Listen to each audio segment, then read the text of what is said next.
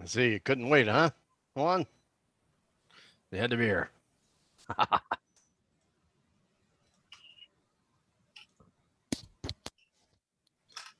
Hey, Mr. Man. What's up, dude? Not much. All right. Let me go take care of some business and I'll be right back.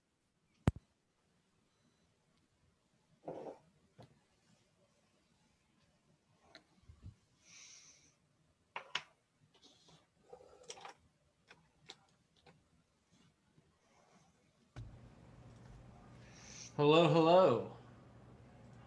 Hello. Ryan, I take it you got the beer. I do. I did get them. Yes, they got here this morning. Nice. Put them in the fridge. So, yeah. Nice. I don't know what order we're doing or when everybody's coming on. If I need to do a preloader or not. I imagine we're going to do the Enegren lager first, not the black lager. Well, let's actually, I could probably look at the polls and see. Let's see. Did you set it up? Are they coming on? Yeah, both Enegrens and then both Long Beach beers. No, are they coming on in like 30 minutes, 20 minutes?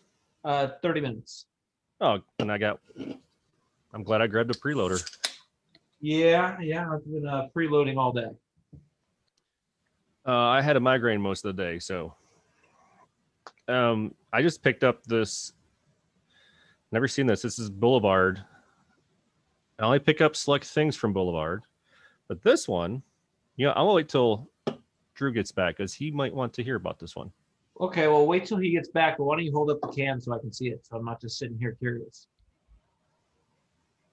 Stupid virtual background.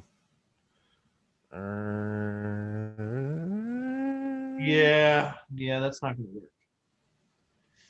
It's out in space. Stupid background. No, nothing. Come on, screen. Apparently, the can is a giant green screen. There it is. Tip your cap. Yep. Yep. Just saw it today for the first time. But I'll go into that when Drew gets back. And I'm drinking a maple brown ale. Oh, nice. So there's only a few select beers I usually buy from this particular brewery, not because I don't like them, but they're just like kind of go-to beers. But this one caught my eye, and I was like, ooh, that sounds interesting. But the weird part is it doesn't give any description of what style they went for at all. But I think I have an idea just on the naming and the time frame, but we'll see when I drink it. Looks pretty.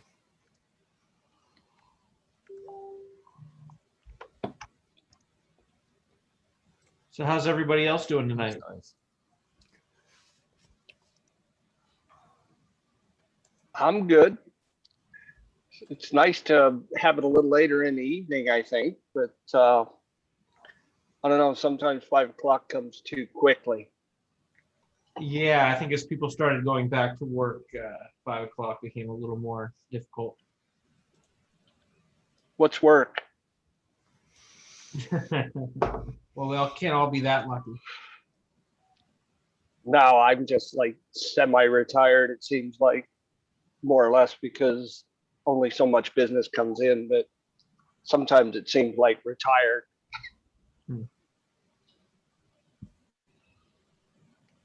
I guess Benno and Tiffany will not be joining us. They're at Batch Mead tonight.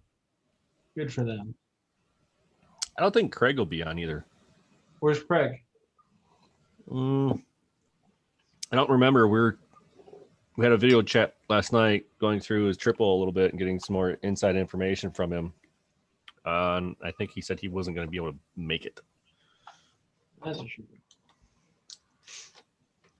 So yeah, I got that box this morning, threw it in the fridge. The funny part is yesterday I I just happened to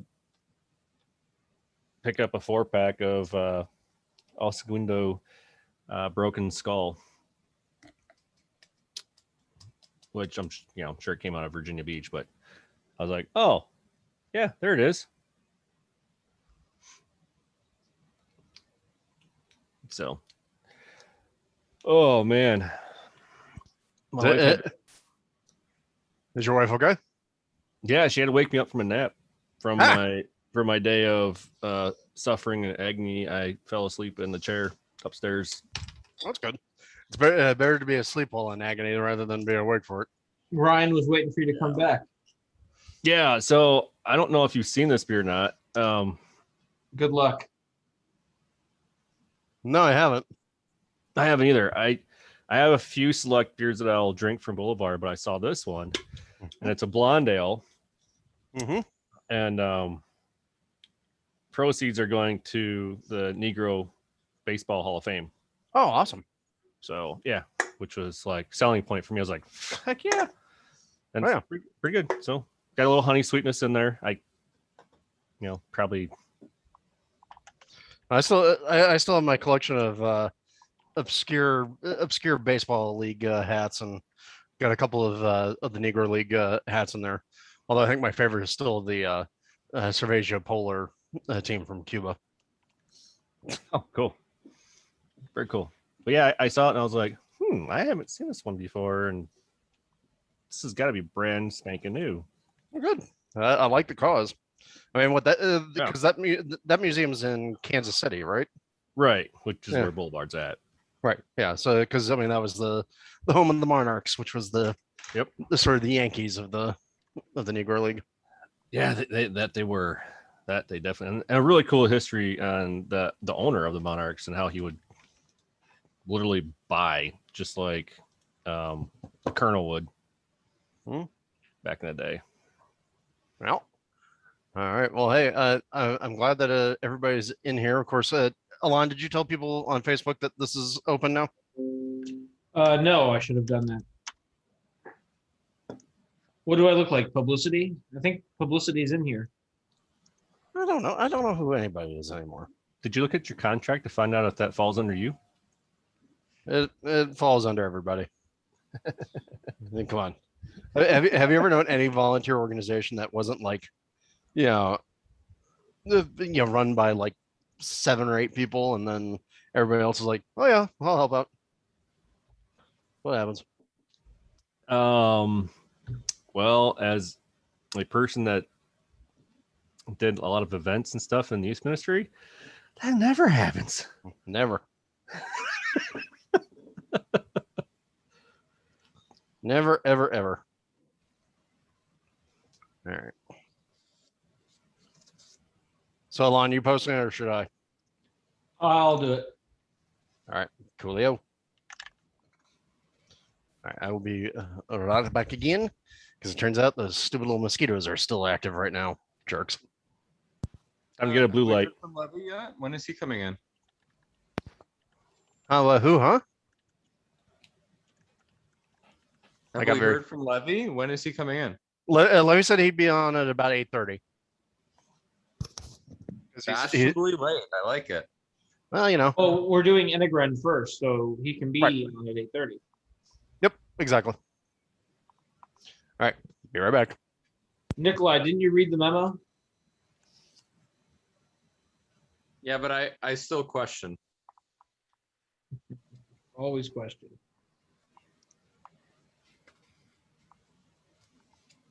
It's my job.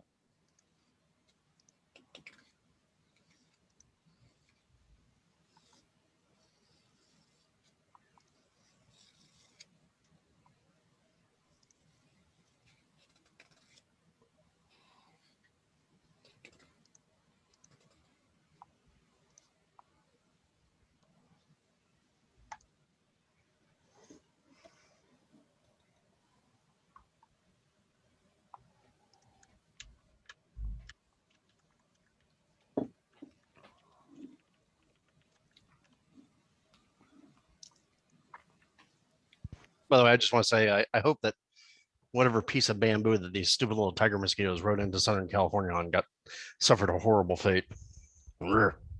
Hate these things. That's how I always felt when I had to go to northern Minnesota with the little black flies that you would be walking down or grabbing across the lake in your boat. You just get a face full because they go in Mhm. swarms. hmm Those are bastards. Yeah. Drew, you need one of these. Well, yeah, is that what is that a little mosquito trap or? It's a thermocell. It Alright. heats up some sort of oil, and the mosquitoes don't like it. It works really good. Even the little tiger mosquitoes? Yeah. Oh, send me what that is, because Lord knows I need it. Ryan, Yeah, me too.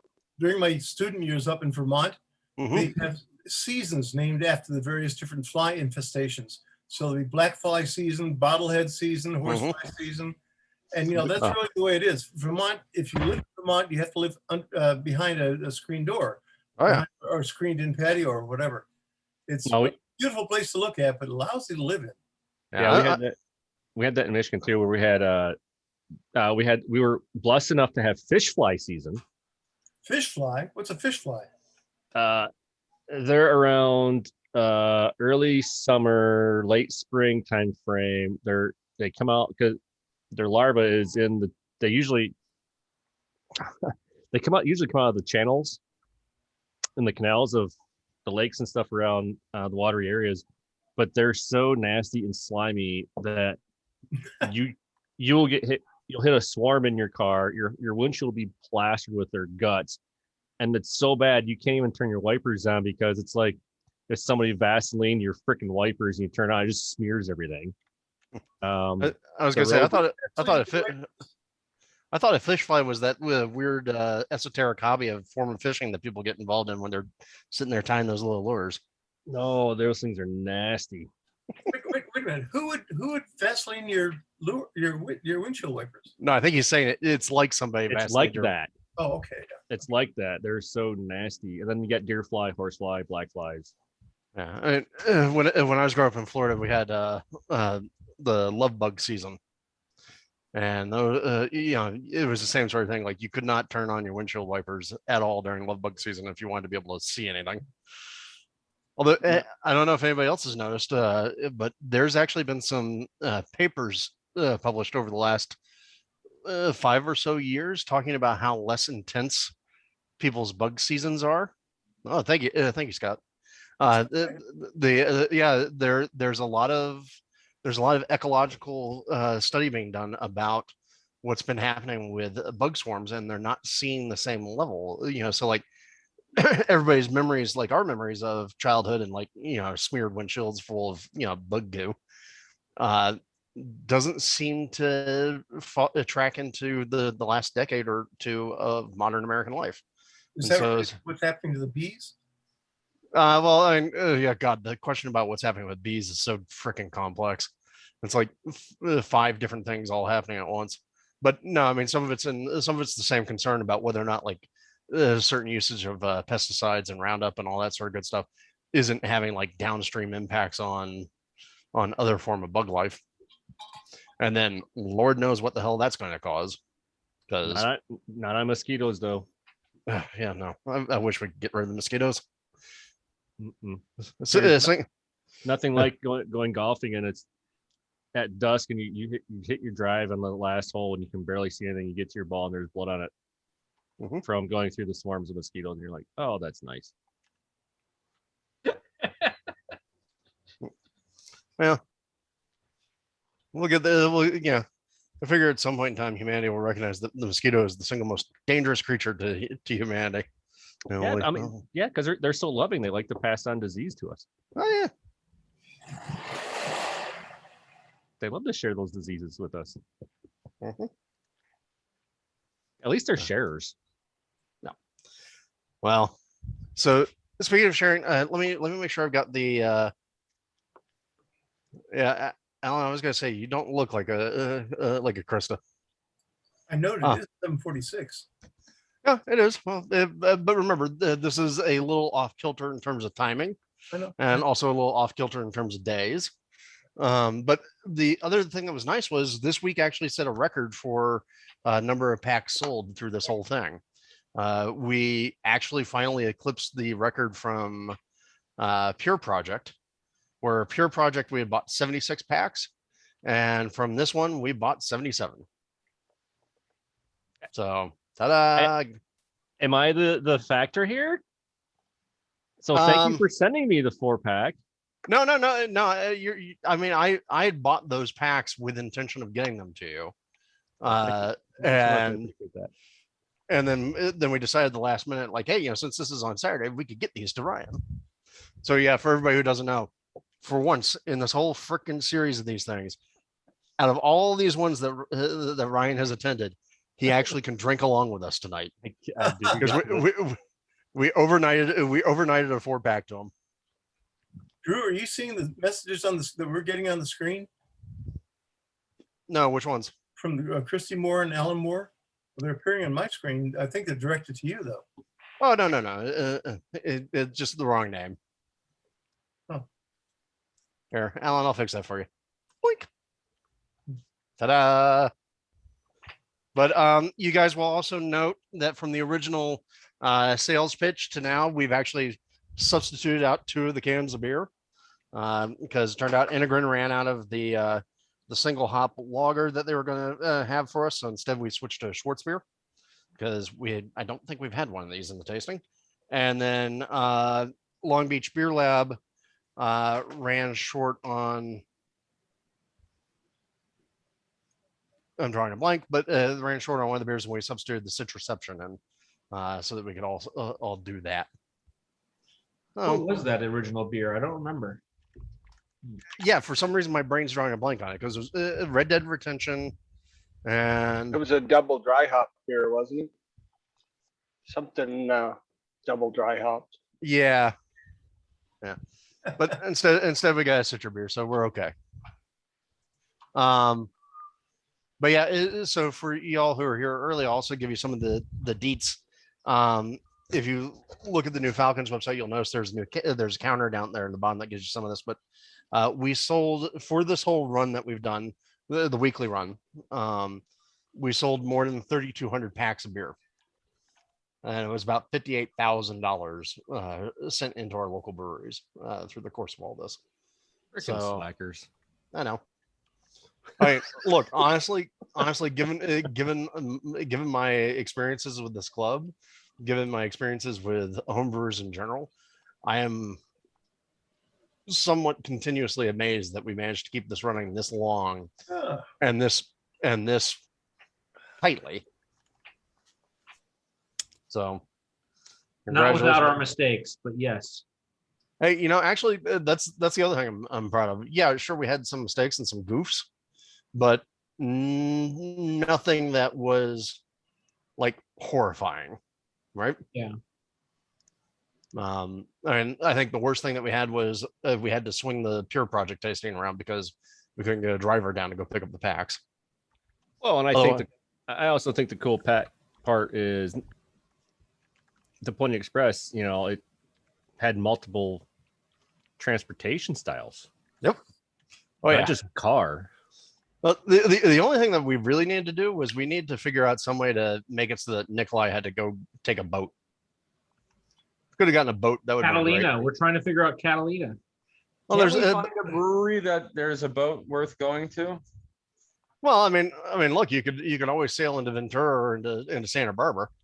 I did that last week. And you didn't bring beer back? You asked. Yeah, Jason, I somewhat suspect that Nikolai's boat is not made to go to Hawaii. That takes a slightly different class of vessel. And a little more time than Nikolai has right now. Yeah, there you go. Oh yeah, Bill, thanks for pulling that up. Yeah, it was Mr. Mo Dankles. That's right. That was the original beer. Mr. Which Mo beer Dankles. are we going to start with? We're going to start with the tall wheat lager. Yeah. That's so the order is we're going to do the two. We're going to do the 2 Enegren beers first, and then switch into the beer lab beers, just because that seems to be the best way I can think to do this today. All right, and actually, thanks for reminding me because I got to go put the list together so that I can tell that to people again and again and again. Rawson Rasenmäher. Mayor. No, Rasenmäher. Rasenmäher. Mayor. Yeah, okay. Mäher. Look at that. Look at that. A is like an E, a short E. Uh-huh. And the A in the Rasen as being a short A. So Rasenmäher. Oh, there you go. There you go. Red Dead. Oh wait, no, it's not Red Dead. It's Redhead. Why did everything I saw said Red Dead? Yeah, and then It's almost like it's named after some kind of game. yeah, no, right, exactly. I think. I mean, hell, look at the artwork. No, it's exactly what we call lawnmower beer. All right. Oh, the Rossen is a lawnmower. Yeah. Oh, there you go. Learned something new today. All right. Blink. So we'll give them. I know that the Enegren folks were also at least some of the team was up in Mammoth doing the Mammoth Beer Festival. Nice.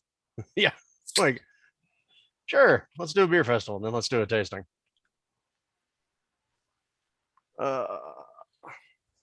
What's that plus sign behind you? The plus sign? It's a little triangular looking light. No, His hop- that His hop that's my light? hop. That's his hop. No, the white one to behind your, what is it, your right side? Oh, that. Oh, that's that's the hopper for my grain mill. Ah, okay. Boink. There. That's a little more visible, right? Yeah, look, I just saw a light off of it. It looked like it was a light itself. Looked like an arrow that you see on a video that says play. Exactly. And see, and now I got a little more room in the brewery, and this is all going to come out, and I'm going to do some extra drywall work in here. I'm going to replace this hot water heater from 1985. Mhm. Oh, I'm sure it works fine. Actually, surprisingly, it does. But still, in 1980s, a hot water heater is just begging for it to break at some point. So I'm going to replace that and put in a tankless unit. And then the other big change in here is I'm going to add 220. I'm going to add solar to the roof. And I'm going to add AC. Nice. So how long will you be out of brewing for during the renovation? My hope is not that long. 6 years. Yeah. Yeah, and Jason, I don't know if you've Never ever a seen 3-hour trip. Yeah, no, but Jason, I don't know if you've ever tried to walk into this garage. This garage was built in 1925. There's not a hope in hell that you'd be able to fit a Tesla in here. Barely fit a freaking carriage. But yeah, I'm also going to get one of those nice little stand-up arcade machines with all the fun stuff. Oh yeah, that's right. Yeah, you were here for All Systems Brew Day. Good Lord. Hmm?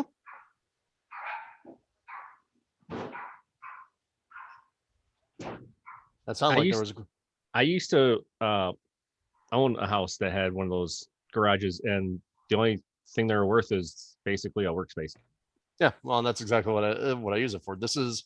But the This funny is- part is when the tornado would go through, Derek, damn sure that would be the only thing standing, because it's made from freaking rough stock, like true freaking width. Well, the nice thing, and part of the reason I'd never want to do too much work to this is, I mean, if you look up here, you guys get the guided tour, right? So there's all my brewery signs up there, but it's kind of hard to tell, and I can't really get up high enough. All that wood is all old redwood. Yeah. So The garage that I had, the the studs were literally the old railroad ties. Mhm. They weren't coming down. Nope. But if the garage caught on fire, just let it go, man. You ain't putting it out. yeah, a little too much pitch. You ain't putting it out. Just protect everything else. All right, now finally we're starting to get some people in. But yeah, the one conundrum I have is the woman who I'm working with on the design for this wants to cover up all this redwood, and I don't really want it all covered up. I want to do it. I think the only vehicle you could get into there is one of the old K cars. Yep. Or like a little mini pickup. Yeah, yeah. Well, you could get a mini in there, a Mini Cooper. Yeah, but then if I do that, then But then you're still walking sideways. yeah. Well, and we're going to take out the big modern spring-loaded garage door here and put in actual barn doors too. Yeah, that's the garage that you ask the passenger to get out before you pull in the garage, because you have to park on that as close to that side as you can so you can get out. Yep, exactly. All right, everybody, take a deep breath. Sent you a message, Drew. I suppose we could.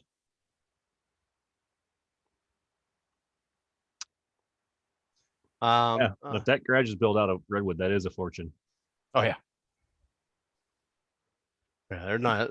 I mean, it's funny because you can see. I mean, if you look up here in the ceiling, you can see the contrast where they put down modern panels for the roof to mount the tile on, and it's an interesting contrast. But yeah, no, this is old redwood. I'm doing my best to keep this in good shape. Very cool. And it's funny because on the other side of this wall, where I've also done some of these happy hours in the past, like last year when it got too damn hot, we have the mother-in-law suite, right? The bachelor apartment, and that was obviously built at a later date, and all the walls themselves are not made of redwood. They're made of other stuff, but the roof still is, because that was like some sort of workspace shed, lean-to sort of setup back there. I know you're a bit of an experimental brewer, but if you're trying to preserve all that wood, wasn't the termite porter a bit risky? Yeah, well, yeah, tell that to the termites in the back. Had to kill those bastards multiple times. All right. So for everybody who's coming in late, that's going to be the order of the beers. Alon, let me go and try and get the that question set up. All right, go ahead. I get to vote this week. You do. You actually can decide on things. Isn't that amazing? And again, thank you so much for sending these beers out. Hey, I would have liked it better if the damn freaking dude didn't knock on the door so damn early. all right.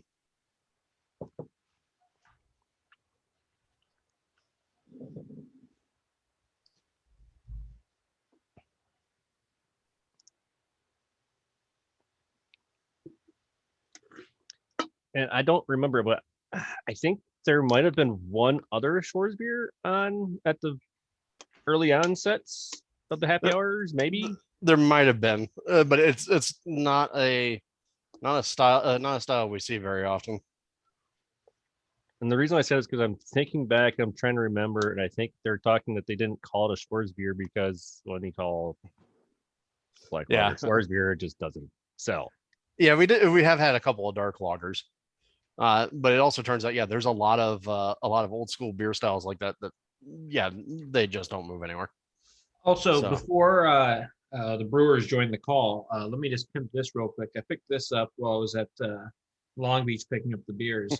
And I'm not normally a sour IPA guy, but I figured this guy's doing great things with beer. Let me see what this is. And I don't know, something interesting. So if you happen to be by there, or if you see this beer anywhere, I recommend picking it up. I think it's very good. It's a blackberry vanilla sour IPA. Dazed and infused, huh? Yes, dazed and infused.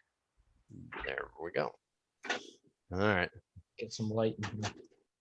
Yeah, I don't think Levy is playing around with adding CBD to his beers.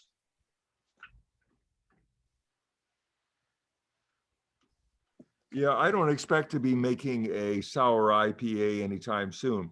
But how would one make it? Is that a kettle sour? Let me see if there's any flavor text on it. Well, I mean, we definitely can ask Levy later, but yeah, I would assume it's kettle sour. I know he's done other kettle sours down there. Plus, Yeah, no, there is no flavor text, but we'll ask him. Yeah, I mean, because you also got to think high hopping levels would really muck with your ability to get lacto to do its thing, all right? So, I mean, you still can't get lactic acid production with hops, but it's a little bit like trying to ice skate uphill. All right, so I think ice skating uphill would be easier. probably. All right, so everybody happy? Everybody ready to do a late happy hour here? Just to give you guys some context here, I mean, you know that this is like happy hour number 63, I believe, that we've done, and we're going to this is the last of the weeklies that we're doing. So we are probably going to at least switch down to our next one's going to be on 8/20, so in 2 weeks. And a brewery to be named hasn't been settled completely yet. And from there, we'll either go, continue to try and do it twice a month, or try and do it maybe at least once a month. Also, don't forget, I know we're drinking Enegren beers tonight, but if you didn't check your email, you haven't checked the new website, please be aware that tomorrow is the club meeting, and tomorrow's club meeting will be at Enegren in Moore Park. We're going to be using their cellar space number 2, or cellar 2, and they've generously offered it to us, and we can set it up in a hybrid indoor outdoor fashion. So for those of you who don't want to be indoors with people, I don't blame you. We'll have the outdoor seating area, and we will also hopefully also be online. Right? Yes, and actually on that note, let me also give a shout out to Bob, who picked up the beer from Enegren and helped me assemble everything and get it out to you guys. And since this is the last of our weekly happy hours, let me give you guys some quick numbers. We sold 3,233 packs. That's 1,611 gallons, and we raised $58,415 to the local community. So thank you to the Pony Keg Express, who helped make this possible. And thank you to everyone who participated over the last year and a half, because this has been a lot of fun.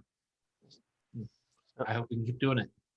Yeah, and also to tack onto those numbers, like I said earlier, this was the week that we sold the most packs. We sold 77 packs this week. Yeah. Prior to that, it had been Pure Project. And I think the most money spent by the club was the money to the week that we did the brewery. When we did the brewery offshoot, that was the most expensive amount. That was like damn near 2,600, 2,700. Well, the add-ons, I think, were $30. So that, yeah, it helps.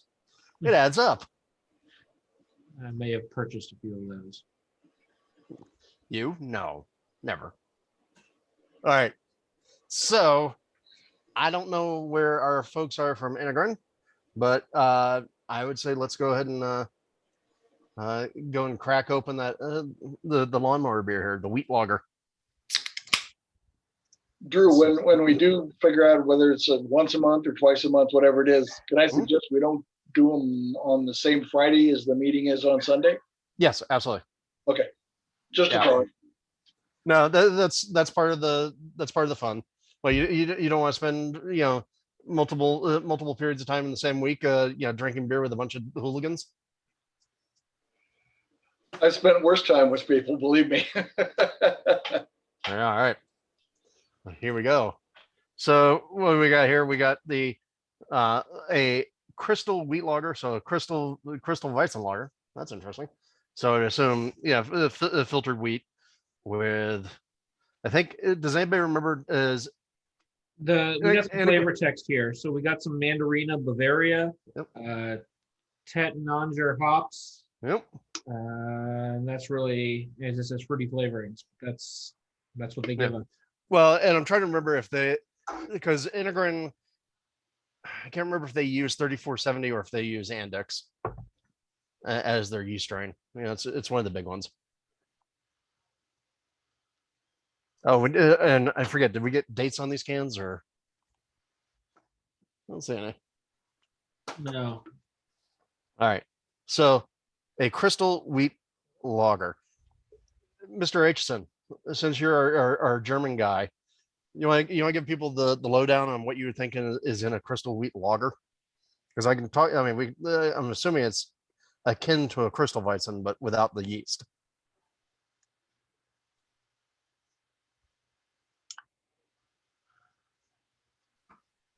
John A, you're on mute if you're trying to talk.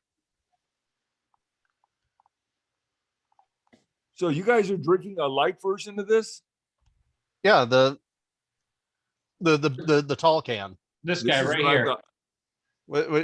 What do you got there? I've got the Crystal Dunkel Weizenlager Bock. How the hell did that one get One there? word. We didn't give that to you. Oh well, that's fine. I'll settle for what I got. Wait, was that really in your 4-pack? John, you're not holding. Look Yeah. at the screen. Look at the All right. screen, John. Look at All the right. Screen on the TV. Okay, all right. How do I do this? Just do the opposite of what you think, of what your brain's telling you to do. But that was actually in your 4-pack? That's bizarre. Well, yeah, like we said, yeah, all volunteer effort, and sometimes screwball things happen.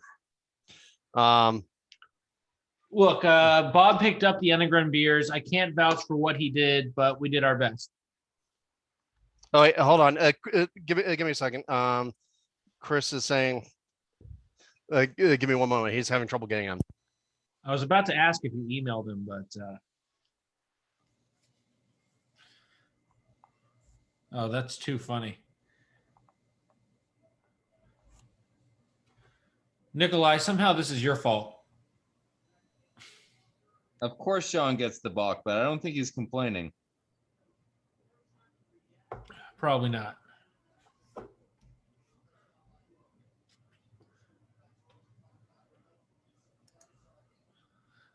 Well, anybody have any thoughts on the beer that they're drinking?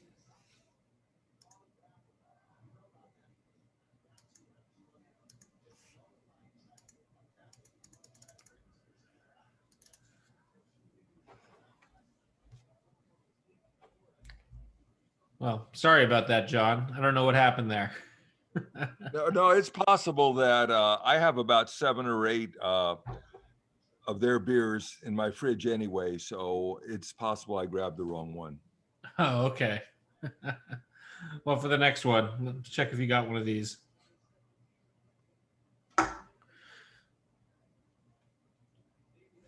Ryan, you got the right beer, right? Yeah, I have the right one. All right. What do you think? I actually have been wanting to hold off until I hear from the brewer if he's coming on. Oh. So diligent. Well, I don't want to say something and be wrong, which, I'm used to being wrong all the time, but Well, I have no fear of that. I think it's What do you think, Jay? I think it's a nice tasting lager if you can get past the sulfur. But then sulfur, I know, is sometimes a desired component of some lagers. So, Especially the European ones. I'm sorry? I said especially, I feel like the European lagers. Exactly. And as a wheat lager, I think it's a delicious light. Rosenmeyer means lawnmower. It's a nice lawnmower beer, easy to drink, be very light for a good hot summer afternoon, and it's a nice beer. Now, see, I get a discussion going because people can disagree with that. There you go. It's very hard to disagree with that. It's very accurate. right. Especially on a hot day like today was. I could I drink do this. disagree. I don't get any sulfur.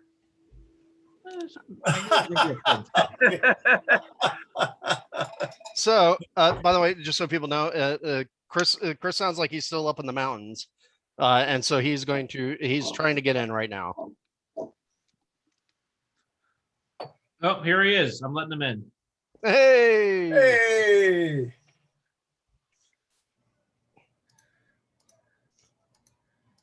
Let's see. connecting. So we did figure out There the he is. All right. Hello, sir. Chris, thank you for joining us. He might still be muted. Yes, he is.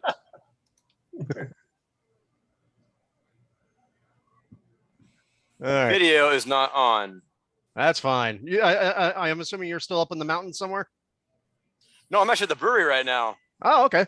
Well, I knew Yeah. it sounded like a party. I wasn't sure if you were. No, it's we got a band out there right now. Wondering why my video is. What the? Let me just try this again. Sorry, this is really weird right now. It says your video is on, but yeah, we don't see anything. Yeah. I'm gonna leave and come back in. All right. Don't worry. We're just sitting here drinking beer. He's out. So, by the way, did we figure out? Did John actually have the right beer, or does he have the right beer?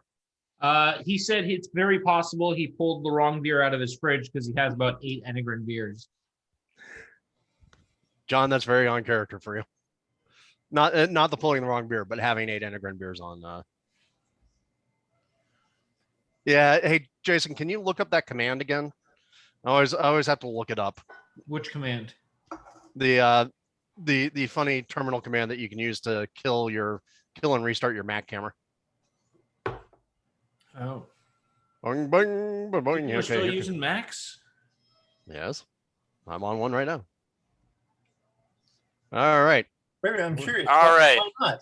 So sorry Sure. about that. I went on my calendar and it said Maltose Falcons happy hour. I clicked it and it popped open as Google Meetings, and it even said Maltose Falcons on. I was just sitting there. So I think we just Now we're good. I think we just blame Mr. Bird. Yeah, it's probably John's fault. I'm sure. Yeah. Well, hey, so we cracked open while we were waiting for you. We cracked open the Crystal Wheat Lager here, our lawnmower beer. Awesome. Right. Yep. So when I see something that says Crystal Wheat Lager, the only thing I can think is, are we starting down the line of a Crystal Weizen and then just different yeast as an idea, or? Kinda, yeah. It's actually, first of all, can you guys hear me? It's like, yes. Okay, I was at home and I had a kids party and it was screaming there, so I went down here and there's like a party here, so I'm bouncing around. But yeah, so our idea was Crystal Weizen. You know, you have pretty much mostly wheat. You use a Hefeweizen yeast, you get that banana kind of a flavor to it. You filter it out, nice and clear. But we kind of had the idea of just maybe making pretty much a Pilsner, but just using wheat for the whole thing, or at least for most of it. And that's kind of where we got with it. And we're looking for just something that was nice and clean tasting, refreshing, low ABV. We use some fruity kind of hops, like the Mandarina Bavaria. And we'll make pretty much what's called just like a lawnmower type of beer. Not that like Pilsner's not already lawnmower beer, and not that like 10 out of the 12 beers on tap are pretty much Pilsner right now. But we want to do something that was really kind of branded towards just mowing the lawn. Right. Well, and one of the things I'm noticing immediately is, unlike saying a Pilsner, I do get a little bit of that bready doughiness from the wheat. You know, that kind of softens up that back edge. Right. I mean, like the front of it feels very Pilsner-esque to me, and then by the time you get to that finish, it's like, oh no, there's that little sweet, soft, wheat character that's hanging in there. So you said when you were saying it's wheat and Pilsner, I mean, are you doing like the classical sort of 70-30% type thing? Yeah, actually, 70-30. That's 70-30 environment wheat and environment Barca Pils. And we hop this like we would hop a Pilsner. So pretty much a lot in the beginning, a little bit in the middle, not much late additions. And then ferment super cold, 48 degrees, spun it, naturally carbonate the whole thing, and then filter the hell out of it. So it's so we did it at a 30 barrel batch size last year, and our filters, it's a good size. It can run our 60 barrel tanks, decently. But we did a 60 barrel batch this year, and that thing was really chugging through because that wheat is just it's very cloudy. It just leaves a lot behind. So had to do a real good job with that, but it came out nice and clear. So Oh, yeah, I'm happy about it. it's nice and bright. Now I know you guys have the ability to do, and you're famous for doing all sorts of crazy ass mash schedules. Did you guys do like a step mash type thing with this, or is this? Oh, yeah. Yeah, same mashes are Hefeweizen. We come in and do a ferulic acid rest, bump up to around a protein rest, stay for almost like 45 minutes at 145, and then we'll bump to 156, pull 2/3 to our lauter ton, decoct the 1/3, pump that back in there, water, send it over the kettle, first wort hop the thing with some mandarina, and then we kind of roll from there. Yeah. So we have a lot of fun brewing it. But I was going to say, I'm trying to think, like, I can't think of another brewery, and it could just be like my brain not catching on to it, but I can't think of another brewery in LA, at least craft breweries, that are doing a decoct on the reg. I can't think of another brewery in LA that's doing a beer that tastes like beer anymore and not seltzer and hazy stuff. So, I mean, yeah. Hey, you'd be surprised. I mean, we've actually had. I'm kidding. I know. Really There's good a lot ones. of good breweries. Yeah, I'm just. I know. Well, but yeah, actually, I'm still surprised that I haven't seen as much craft seltzer here in LA as I would have expected. Yeah. I would have thought LA would have jumped on that seltzer trend in about 2.3 seconds. So we've got the fancy single decoction. Well, and Andy, yeah, that's exactly the question I was thinking of. So I know you're doing the ferulic rest because that's part of doing a half for crystal Weizen, but is there any particular benefit without the clove producing yeast? Well, I mean, when you do a ferulic acid rest, I mean, you're going to accentuate the clove that's in the yeast flavor too. So you got kind of both sections kind of giving that a little bit, but yeah, we just do the same mash as our Hefeweizen. It's not broken. Don't fix it. Yeah, so you get something out of it. I mean, you probably get more doing the hef yeast because it's just a lot of clove flavor in the first place. All right, and then I think if I remember correctly, so you said first wort hop with Mandarin and Bavaria. You've also got Tettnang in here, at least according to the can. Yep. Those are just all standard kettle type additions. No late whirlpool, hop dipping. No, so we don't do a lot of late additions anyways. Just with the German hops, we always got these weird flavors doing a ton of late stuff. And it was crazy is when I first started brewing Pilsner, I always thought that, all right, I gotta do more late addition hops, more and more and more. And every time I did that, I was getting further and further from what I was trying to get to. Then I started bringing it back to just, really basic, and things started coming a little closer. And I kind of just realized this, and it really kind of confirmed it. Like you get all those phenolics out of those hops, and you do a ton of them in the late kettle. But if you're looking for a nice crisp bitterness, then starting off with some of the earlier edition ones seem to work a lot better. And then we finished up with like a 15-minute. That's our latest one we're running on that one. Well, and I think it's important because if you're using a lot of noble varieties or noble-esque varieties, at least until recently, they didn't exactly have a lot of alpha acid to them. So right, if you're the later you're going, the more you're using, the more of those tea-like components that you're going to get out of the material. So it distracts from the flavor. Yep. Oh, actually, one thing about that ferulic acid rest. I'm sorry. No, we don't do ferulic acid rest on this one. That's right. Okay. I thought I was sounding strange right there, but I pulled the recipe log up. I just wanted to double check that I was giving you the right information here. But thank you, sir. Yes. You rock. So it's protein rest we started off with. That's it. There you go. All right, and then like we skipped over the water profile. I mean, I forget. Do you guys do RO and then build back, or? Yes, we do. Okay, that's very much in line with how I think of you guys. So any particular target on a lager like this? Because I mean, again, not a Pilsner, so you're not trying to go for that sort of edge, are you? Or what are you doing? Yeah, essentially, I mean, the most basic way to describe this beer is it is a Pilsner that we use Mandarin and Bavaria hops on, Tettnanger, and wheat. So we brew it just like we do our Pilsner, same mash steps, same water profile for the most part. So a little bit more mineral than you would in a normal Helles. And just looking for something that's nice and crisp and bright. And then that the wheat just gives you a little bit of a different flavor that you would normally not see in a normal Pilsner. And then Mandarin Bavaria is just a really distinct hop too. So that was kind of nice trying that one out and doing that one. Yeah, it's too bad Bernard's not here because he always had no luck with Mandarina. He's always like, I'm it's a confused by weird this one. hop. No, it's strange. And I used it one time a while ago. Actually, we did it in this beer. First time we brewed it, and I dry hopped it. I did a lot of Mandarin Bavaria, and I tasted it, and I was like, I hate this. I don't like this at all. It just has this strange flavor to it. And that's when I started bringing it back. So, I blend that in with some of the Tettnanger, and it seemed to kind of like blend out the things I didn't like about the Mandarin Bavaria.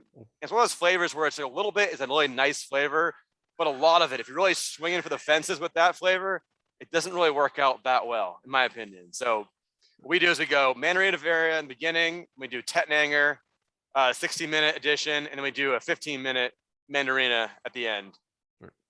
Well, I find like with some of the very orangey type hops, so like Mandarina, Amarillo, like there's like depending upon the other compounds that you get with them, sometimes you get a flavor that is baby aspirin. I don't taste the baby aspirin. I don't know what that tastes like. Bear's baby aspirin. It's a very distinctive taste, and I swear. Okay, all right. Next time I eat baby aspirin, I'll think about that. You should, just for science. Come on. Yeah. All right. Yeah, Drew, I think that's actually the exact flavor that I got with a lot of Bernard's beers that he was using with that hop. And it wasn't pleasant. Yep. So there you go. Baby aspirin. Go try some. It's okay, safe all for right, you. sure. Now and then so water's the Pilsner. Obviously you're doing your lagering schedule on this one. Did we I don't think we said which yeast. Are you guys using 3470 or one of the 3470 complexes or no, we use 833. That's our house lager yeast. So White Labs Bock. Yeah, German Bock, which is the Enegren strain. Yes. Yep. So my favorite German brewery. So we do all of our stuff with that one. Well, and the Enegren strain, I think, it's a clean and yet not dull yeast, and it doesn't strip everything out. Yeah, it's like sometimes with some of the more aggressive lager strains, they take everything out of the picture. 833 seems to leave at least something. Yeah, it does. It's a nice flavor it gives off, and it leaves a little bit of that malt background to all of them.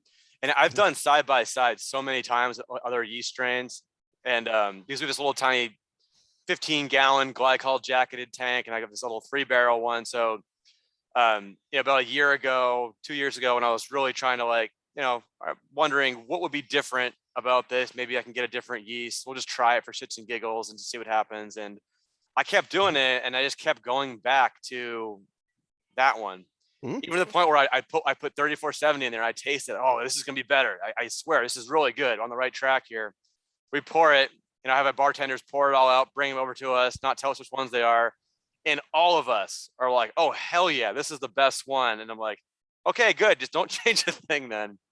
And we got that yeast in the beginning. Strangely enough, we were in a little 3-barrel brew system, brewing our first Pilsner. And my partner Joe goes out to, goes White Labs to get yeast, and he's like, "Hey, they don't have the Pilsner strain. All they had available was the Bock yeast strain." And I was thinking, Bock yeast on a Pilsner? All right, that's strange, but okay, we'll do it. And it came out awesome.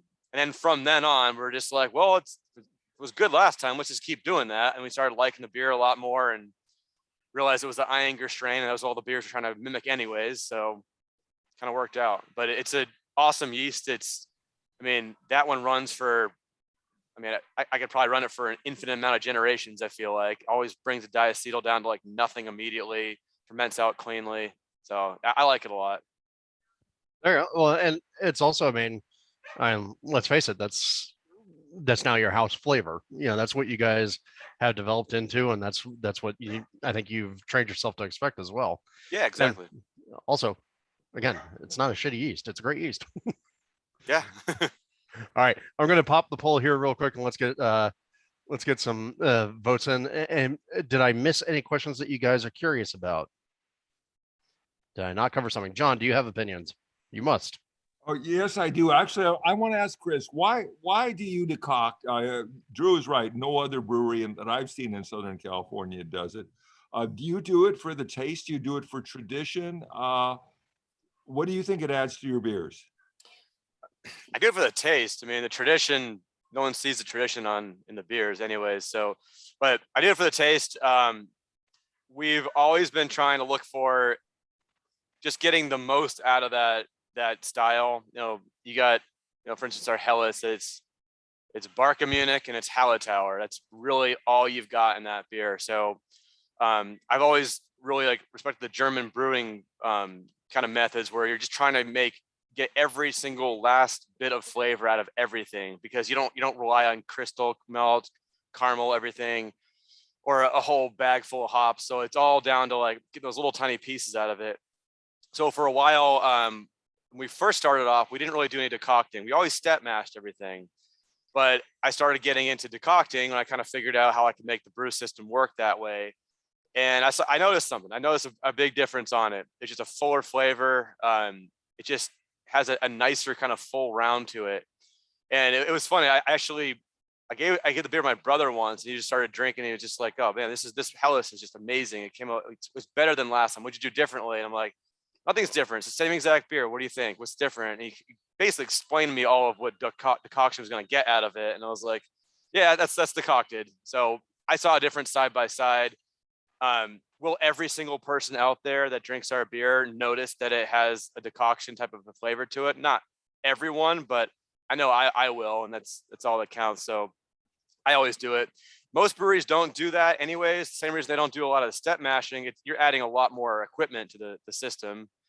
I mean, if you look at craft beer, you're pretty much IPA, stouts, that kind of stuff. That was the primary driving force in craft beer for so long, and you just don't need that equipment if you're going to make that kind of stuff. If you want to do a nice West Coast IPA, just do single infusion mash and don't do anything else to mess it up, and it's perfect that way. So a lot of breweries don't really start off with just focusing on lager, but the few breweries that I know that do focus on lager do decoction, and they all vouch for it.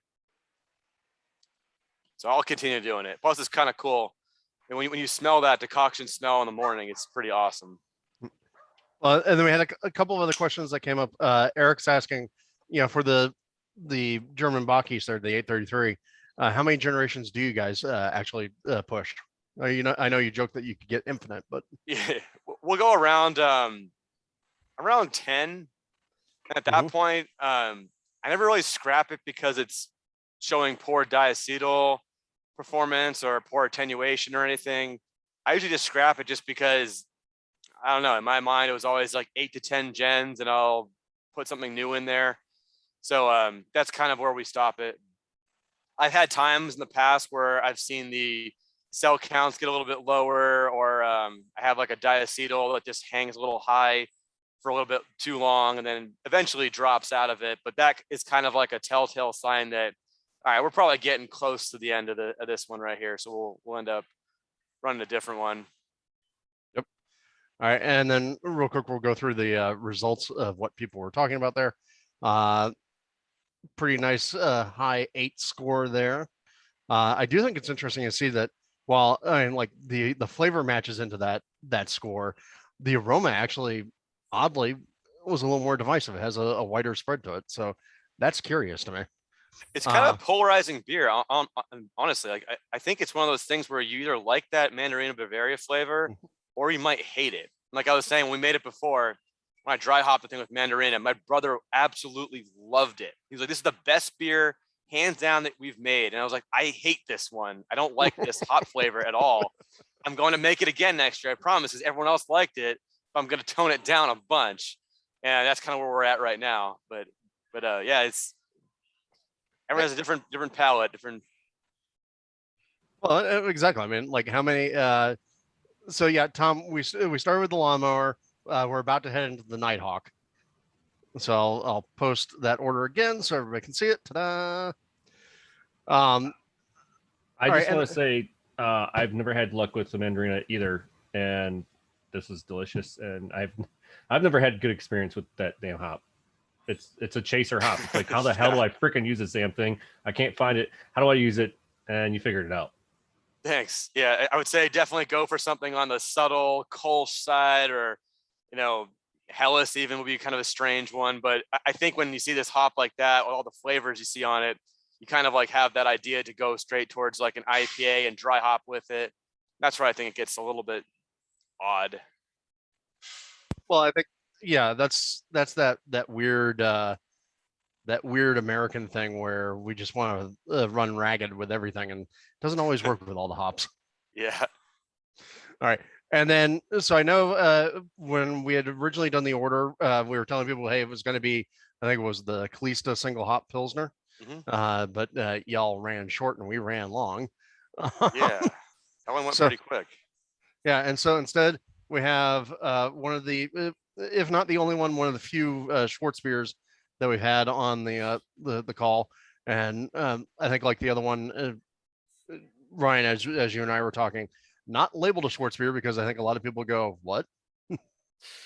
Yeah, right. I mean, we do get a lot of the what on the everything. I'm just pulling this one up right now just to tell you. Yeah, so we with our cans, we just did, kind of worked out this way for a lot of the beers. We'd have the beer name, and then right under it was the style.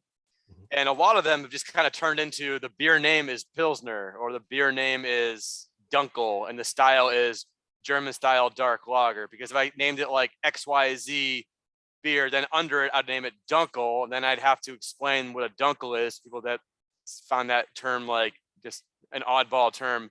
So with Nighthawk, we always had the name Nighthawk, but then we got into this, we kind of thought like we put Schwartz beer. I don't know, we'll put black lager instead.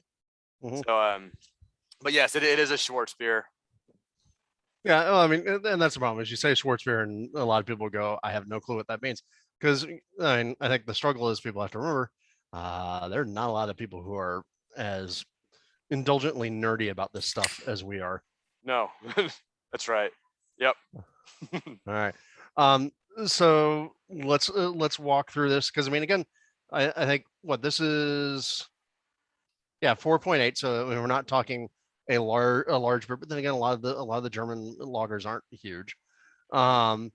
What do we got in terms of where do we start? What's making it? What's happening? All right. So ingredient wise, Pilsner, a little bit of Munich Light, little tiny bit of Cara Munich too, very tiny bit, and then Carafa Special too. That's pretty much the only thing. I add a little bit of gypsum into the water. Our RO water it's RO water, but it's blended back with a little bit of the city water in there. So I bring the thing in at like 60 TDS already. Our Moore Park water is pretty good over here. So I add a little bit more gypsum to it. And then for the mash profile, I run the typical one that I do for our Hellas, protein rest, bring it up to 145, 156, decoct, lauter to the kettle. Yep. And then for hops, really not much hops going on in this beer at all, but there's Hallertauer, and that's all I use for that one. And that's for bittering and everything else. So we call it. Oh, sorry. Go ahead. Well, and like, how strong is the Hallertauer that you're using? I mean, and how many IBUs are we talking about? IBUs are 28. Oh yeah. Okay. So not a stonking amount, but still, I mean, if you're using like a low A Hallertauer. I mean, the first thing I'll say is one of the things I'm noticing is just how much, actually how much of that roasted sort of character I'm getting, which is kind of surprising to me. Because again, I think you said the only dark malt in here is the Carafa Special, right? Right. Which I don't tend to think. I mean, I tend to think of that as giving more of a black but toffee sort of thing, and toffee, not coffee. And I'm actually getting kind of a coffee flavor in this, which is not unusual. I mean, or it's not offensive or anything. It's just, oh, I didn't expect that. Like how, hey Levy, welcome to the party, buddy. So like, how much craft are we talking about, like percentage wise here? Around like 8 or 9%. Okay. So that's interesting. that I'm picking that up. And then again, we're talking very little hop character, German Bach yeast again, right? I'm assuming. Oh yeah. Yep. I mean, other than like Hefeweizen, do you guys ever use a different strain for any of the beers that you're putting out there, or? So our 3 strains are Hef, and then Bach yeast. Then I use BSI 1 for our alt. Okay. I'm trying to remember BSI. BSI 1 is Cal Ale. Right. Okay. I was like, wait. So Cal Ale just to do the alt. Yeah. It's the only right. one it gets. Yeah. Yeah. Low demand for that yeast then. Yeah, I know. It's the hardest one to keep around too. And the Hefeweizen, I just do the first pitch only. It's just way better that way. I don't repitch that one ever. Okay. And then so let's see, we got all this going on. What was the lager schedule like on it? Like how long from grain to glass? About 8 weeks, 6 to 8 weeks. All right. Well, let's see, and it's interesting because I mean, again, obviously you alluded to the fact that not a lot of breweries out there trying to do lagers, and even though a lot of the ones that are doing it are really trying to push faster, right? You know, that's the magic secret. Yeah. But it's the magic, right? You know, it's like, look, the faster you can get it out of the tank, the more money you can make out of it. And you're saying it never works. So I mean, you are very staunchly in the camp of you have to give it the time. It doesn't work otherwise. Yep. Exactly.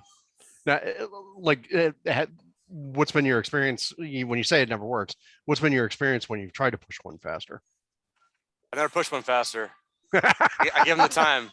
I've had lagers that have been pushed fast. Like I've had it only took 2 weeks to lager this one out. I'm like, yeah, it's really good. Yeah, yep, good. Thanks. But no longer and filter it next time, you know. But no, you just gotta give them time. You give them time. Let them naturally carbonate the whole way through. You know, not the whole way, but I like naturally carbonating them, waiting for them to be done.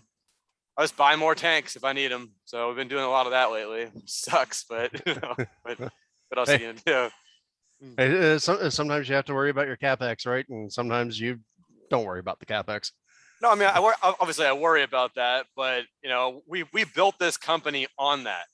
We started off with all of our own money. We took out some like a loan for a forklift. That was pretty much it. So we have like zero debt going on here. And from day one, it was like a side gig. Mm-hmm. So I had a day job, and it was like, the beer will sit in the damn fermenter until the beer's done, and I'm paying for my house with my real job. That was fine. And then we decided to go bigger with it. And then that was just kind of our mindset. It was always like, but beer takes 6 weeks to make. For us, it was always like that.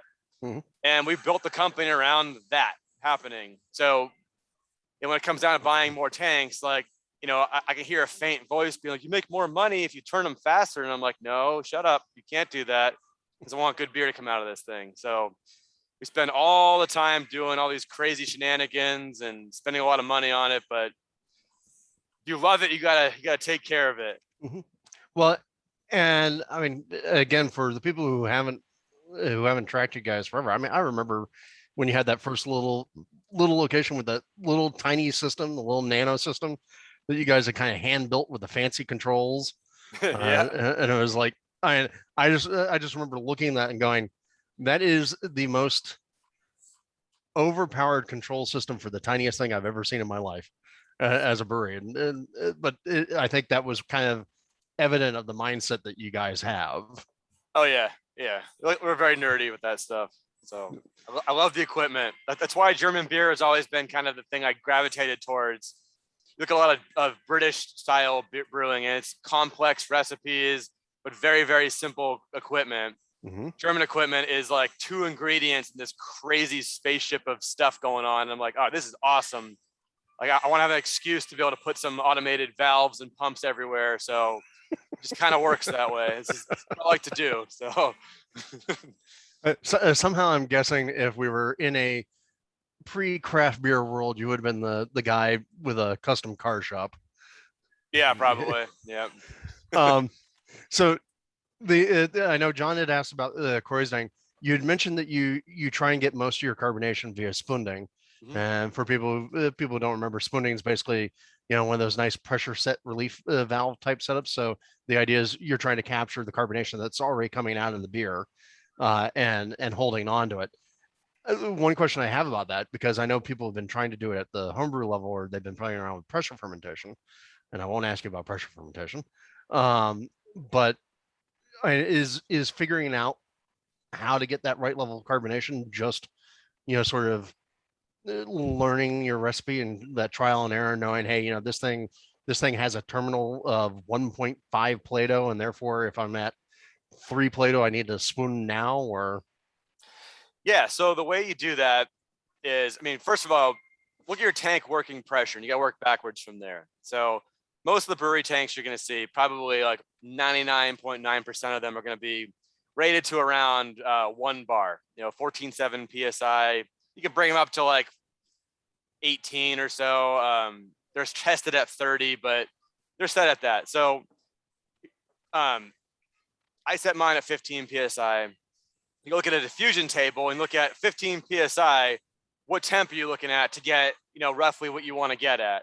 Mm-hmm. So I ferment at 48 degrees for a lot of our beers. And at 48 degrees at 15 PSI, we're getting around like 2.6, 2.7 volumes right there as it is. Mm-hmm. So I shoot for that. That's kind of my goal. Now, if I get into the bright tank and I test it and we're at like 2.65, but I really wanted 2.7, then I put a little more CO2 in the carb stone, like maybe 30 minutes of carb stone. I'll polish it to like the perfect spot right there.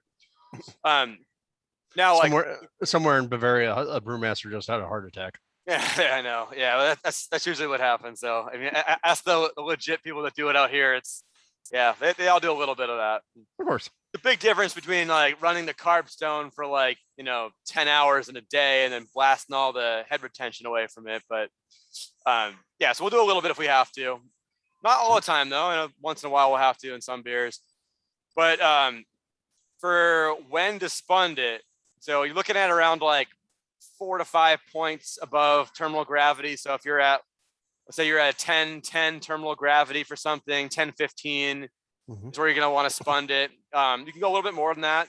10, 20 would be fine too. So we'll catch ours like from like 5 to 10 above typically. Mm-hmm. So what we do is we brew, pump the wort into the fermenter, pitch the yeast. I pull a little Erlenmeyer flask out, pitch a little bit more yeast into that one, like a heavier dose, like a nice little like spoonful of it. I'll put that in an incubator in our lab at 75 degrees, and that thing cooks off fast. And that'll give you terminal fermentation at 1 or 2 days right there. So I'll look at that and I'll say, all right, 10.8 is our terminal gravity on this beer. Okay, so it can't be any lower than 10.8 if it's hot and I dump a shitload of yeast on top of it. So I know that 10.8 is my terminal gravity there. Now I'm looking at my tank and I'm thinking, okay, I have a window around like 10.18 down to like maybe 10.15 or so. 10.12 would be at the lowest point right there. And I could probably reasonably spun that thing. So I watch the fermentation go down every day, and I'll start seeing it. And we'll kind of keep track of it between me and the rest of the brewers. We'll know like, hey, Hellas is dropping 8 to 10 a day. So we're looking at like Thursday is going to be like our spun day possibly. Or on the weekends, Tommy will say, hey, Chris, we're looking at like Saturday or Sunday, probably getting close. So, I'll make sure I'm going to really make sure, get down here early in the morning. If it's I'm going to catch it then or later at night. And then you start getting an idea of where it's going to be. You come in one day, you might say like, all right, look, we're dropping like, 8 points a day. Right now it's a little bit too much, but I know tomorrow it's going to be a little too late. So I'll come down super early in the morning and toss the spund on there and get it going. So you just got to kind of like watch it a little bit. See, hearing you describe that reminds me of being back in college and all my friends who were biology majors or chem majors who had to go to the lab at 2 o'clock in the morning because some reaction was working. And Lord knows you can't stop biology. You can't stop chemistry. It's going to go. It's going to go. And if that means you got to be there at 2:30 in the morning. Yeah. Congratulations. You're there at 2:30 in the morning. And it works out pretty well because I live up the street a minute away. So I can come down here anytime I want at night. And then we're brewing at 4 o'clock in the morning. So someone's here at 4 o'clock. I got to stretch from 12, 11 or 12 to 4 o'clock. That's the time that I'm not going to come down at like, 2 a.m. or something. Usually we're okay with that. It's never really been a problem. Chris, are you not dedicated? Don't you know No, I don't give a shit. So, all right. And then I think so we had the poisoning question. To me again, like I'm digging the fact like we get enough of that roast, we get enough of that. I hesitate to say a caramel sweetness because I know it's not a caramel. I mean, it's that Munich melanoidiny breadiness that we're getting. But in a lot of ways, I mean, like, so if we stop and we think of something like, say, Coastercer, right? Which is the example of sports beer, at least commercially. And really, it tastes like a Pilsner that's been colored because it is. This to me has a little bit more of a fullness. This feels a lot more porter-like, I should say. Yeah. But still having that kind of lager crispness, even though it's got that full mouthfeel to it. Yeah, I would say more like maybe more of like a Czech dark lager than necessarily like a Schwartz. Because Czech dark lager give a little bit more of that maltiness in the background of it too.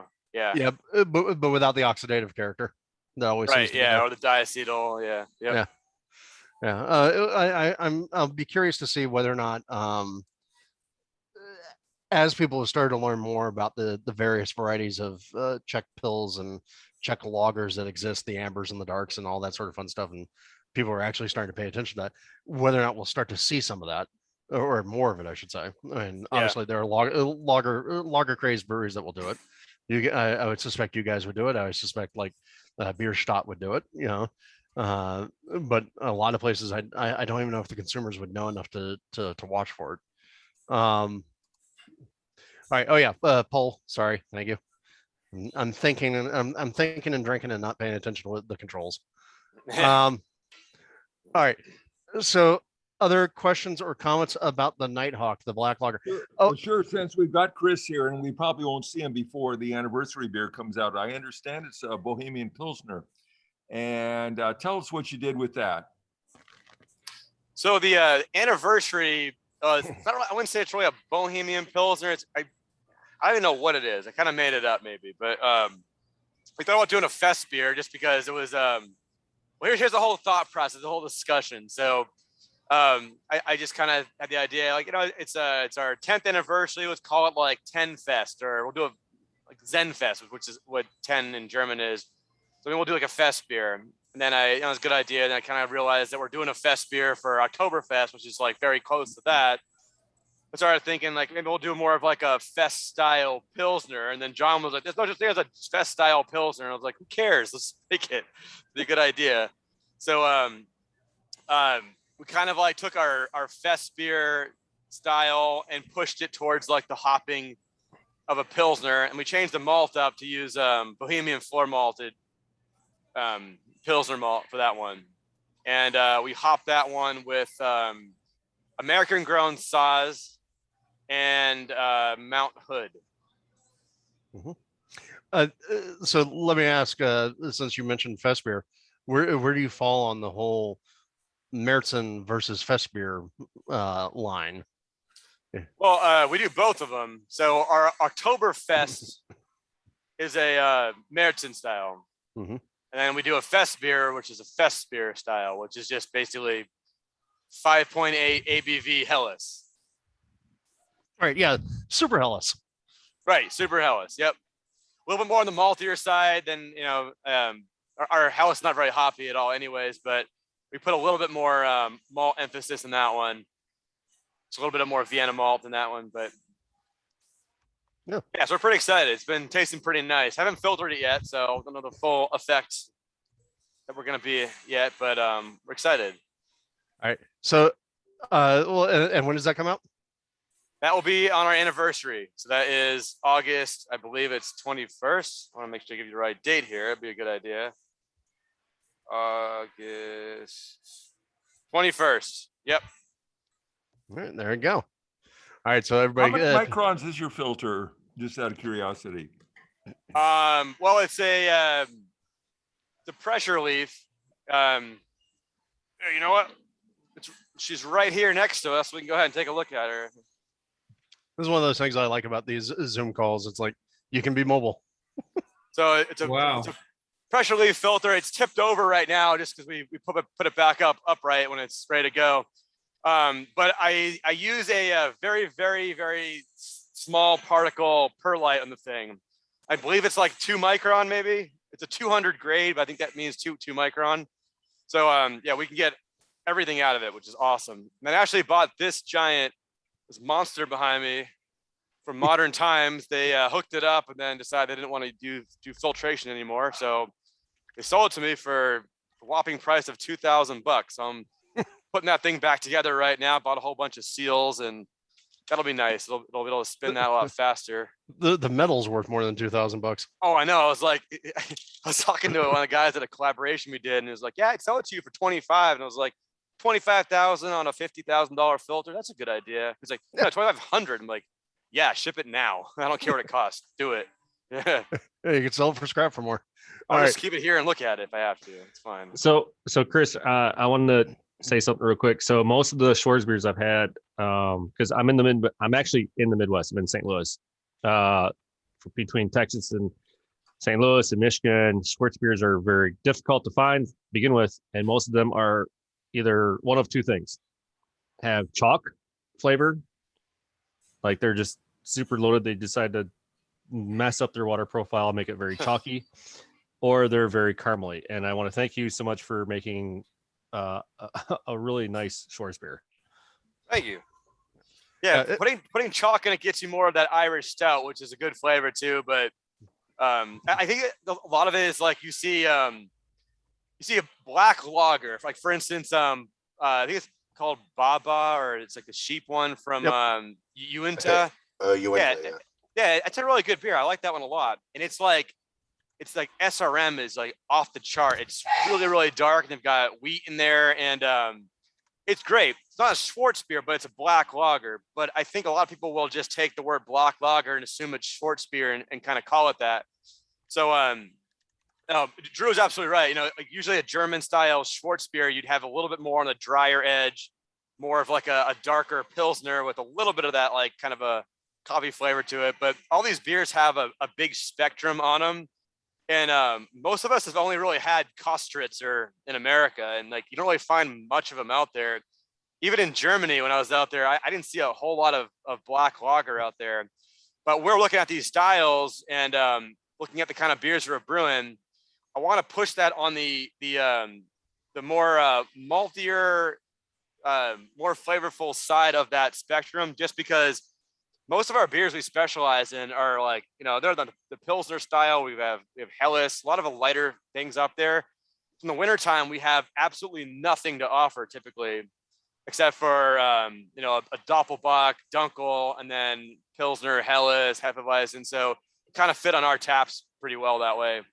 I hate to say this, but because I'm friends with the owner down there at RAR, but I'll take yours over Ugly. Oh, thanks. Sorry, Fitz, if you're listening at some point. There you go. All right. Well, and real quick, just to share the poll results before we get into the final poll for Chris here. Really solid scores. I mean, this is not a huge surprise. You guys are known for your consistency and solid execution. So I do think it's interesting to see that, like, overall, this actually scored higher than the first one, at least as an average. So that leads me to the next thing before we get through here. Toink, it's the classic question. Which one of you preferred so far, boys and girls? I did want to ask because I know of so many breweries in LA and all around Southern California, shit hell, America, where it seems like all the beers exist in a very narrow SRM range. You know, it's like, hey, you know, you can go and you get a taster flight and they all look pretty damn close to each other. You know, it's like, you know, because everybody's started to eschew colored malts, and we don't see as many porters, we don't see as many stouts. When you with the Nighthawk, I mean, how long does that take to? I mean, does that sell well for you guys, or does it hang around for a while? No, it does pretty well actually. On draft, not that great. I mean, comparatively to other styles out there, we still sell a good amount of it on draft, but cans do really well. And the reason for that is that you're looking at like the bar owners, bartenders out there buying the beer, and they're pretty much laser focused on, IPAs, hype trends, whatever's going to sell very quickly. And when you tell someone like, oh, Schwartz beer, it's a black lager, and they're like, lager, that means cheap. People want lager to be light and cheap, and they don't want something black if it's going to be a lager. And I'm like, all right, the hell with you. But people buy it at our spot all the time, because when they come in, they'll say something like, oh, I like porters and stouts. I'm like, okay, here, try this one. It's black lager. I don't like lagers. Okay, well, just try it though. And then they end up going home with a couple 6-packs of that one. Or the summertime, we'll hear like well, I can't drink that. It's dark. It's not a summertime beer. And we'll tell them like, well, you just had an iced coffee this morning. That's black too. That's what's the reason for that? It's probably my favorite beach beer, because it's nice and it's light, but it's not like, too heavy like that. So it does well. We don't do as much of this as we do, say, Hellas or anything. But it's something we'll definitely keep on no matter what. It's like our good anchor at the end of the road for a taster flight. Yeah. Just last week we had 6 Pilsners on tap, and I look down the line. I'm just like, I'm seeing these taster flights out there that literally have the exact same malt composition to them. Only difference is the hops. It's a single hop rotating Pilsner series that we were doing, once in a while. Then I started just doing a ton of them because it was cool. And it was kind of funny just looking at them like, those are all the same beers. Well, but I mean, look, you're saying that about your Pilsner lineup. There's a good number of breweries across the U.S. where they could say the same about their IPA lineup. Yeah, it was a discussion here. We're talking about like, we had a couple Pils on the board, and I was like, you know what? Let's keep going for shit's sake. Let's just throw like 2 or 3 more in there, just so we can have the board almost full of them. Just to say that when someone goes, you have a lot of Pilsners up there, we can say like, yes, the bar you just went to, I guarantee you had all IPAs on the board, and that was okay to you. But we like our Pils here, so there we are. All right. So Chris, I've closed the poll here for the favorite beer so far of the evening. So which do you think the crowd voted for? I would say Nighthawk, because I think Nighthawk is something that a lot of craft beer people would get around, but the Mandarin Bavaria is not going to be everyone's cup of tea. All right, and here we go. Yep. And yes, almost double. And that was kind of surprising to me. Not surprising at all. I totally understand that. Yeah. Well, all right, there you go. So that's the beers from Enegren. Now, so again, to remind everybody, we are going to be back at Enegren tomorrow. We're going to be in the Cellar 2 space to do our first in-person club meeting since all this nonsense started. And so, of course, we will also be having some more Enegren beers tomorrow. I guess you'll be able to get to try some of those 6 Pilsners. And then the other thing, and before my brain just died. Where'd my brain go? Alon, help me out. What am I? It's on the floor. Yeah, no. All right, the dog just ate it. No, but I do appreciate you jumping on to do these beers with us. I also did want to remind people the reason why we're doing these breweries together. Remember that big poll that I sent out a while ago? After doing 60 of these or whatever it was, 58 at the time, I asked everybody what your favorite breweries were from the LA, OC, and Ventura area, and Long Beach Beer Lab, Enegren, El Segundo Brewing Company, and Green Cheek were the top vote getters in that poll. Nice. And Alon's also seen the numbers, and he can tell you it wasn't close. It was like your all's 4 breweries were definitely in tier 1, and then a lot of other breweries were sort of down in that tier 2. And so awesome. Yeah. And so I just say that I don't feel like I should be here next to Enegren. They're like one of my favorite breweries. So part of the reason I put these together, because again, this was my thought process on this was, okay, El Segundo and Green Cheek make a lot of sense together, right? That's that's a lot of hop friendly people. But for y'all, what I really liked, and as a kind of both a compare and contrast, was you both have a sense of old school traditions, right? And you both have, that scientific rigor behind what you guys are doing. The end expression is very different. Oh yeah, very different. Yeah, but they're both nerdy breweries into what they're doing, and I love their styles they make. If I want IPA, I'm gonna go to those guys. Certainly. But I mean, like between you, there, up in Enegren. I mean, with like how you're expressing your science, your nerdy, your technical control values with the very Germanic sort of things that you're doing, and then looking down there with Levy and I mean, Levy's microbiology wizardry. The end expression is very different, even though there's a lot of rigor behind both of them. That's part of what I thought was absolutely fascinating. It was just kind of cool to see.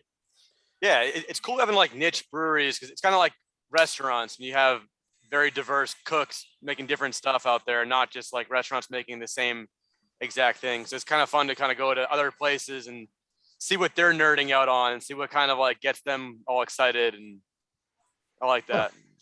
Well, the analogy I keep going back to is we've now reached the point in America with craft breweries where a lot of people just have their local craft brewery, kind of like they have their local pizza place, right? And the local pizza place isn't doing anything different than any other local pizza place nearby. And so you got a lot of neighborhood joints that are they're supported because they're the neighborhood joint. And then you find the places that are actually doing some really cool shit. And so that's really kind of what I feel is like, yeah, you've got some breweries that are just kind of crap pizza places. You got a lot of people who are just, hey, I'm going to my local pizza place. I know exactly what I'm getting. And then you got some of the pizza places that are standing out for doing something different.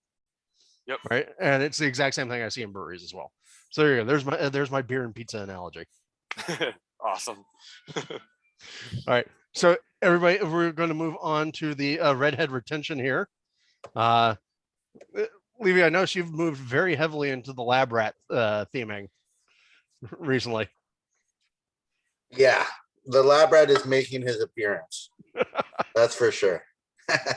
Just to touch on a point that you were just making about the breweries, and I always talk to a lot of our new brewers and a lot of our new employees that what we do is very biology and microbiology based in the experimental biology realm.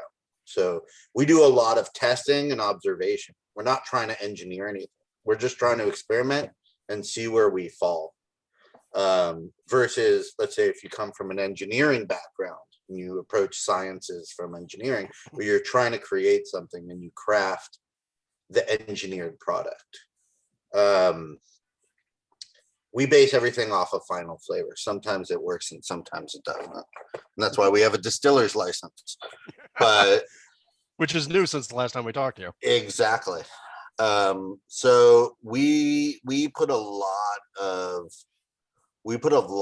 of attention towards let's throw it against the wall and see what sticks kind of thing. Mm-hmm. Well, but I kind of flipped it on this one because I think last time I sent a bunch of different experimental stuff and saisons and yeast that was isolated from our sourdough. This is kind of this red ale is just kind of straightforward. It's USO 5. We condition it for 2 weeks at 0 degrees Celsius. So we're really doing some cold conditioning on this one. It just shows a little bit of versatility, and our brewers are thankful to be able to do something a little bit more classic. Well, I think we should tell people one, you guys have been expanding, so you now have a whole new brew rig.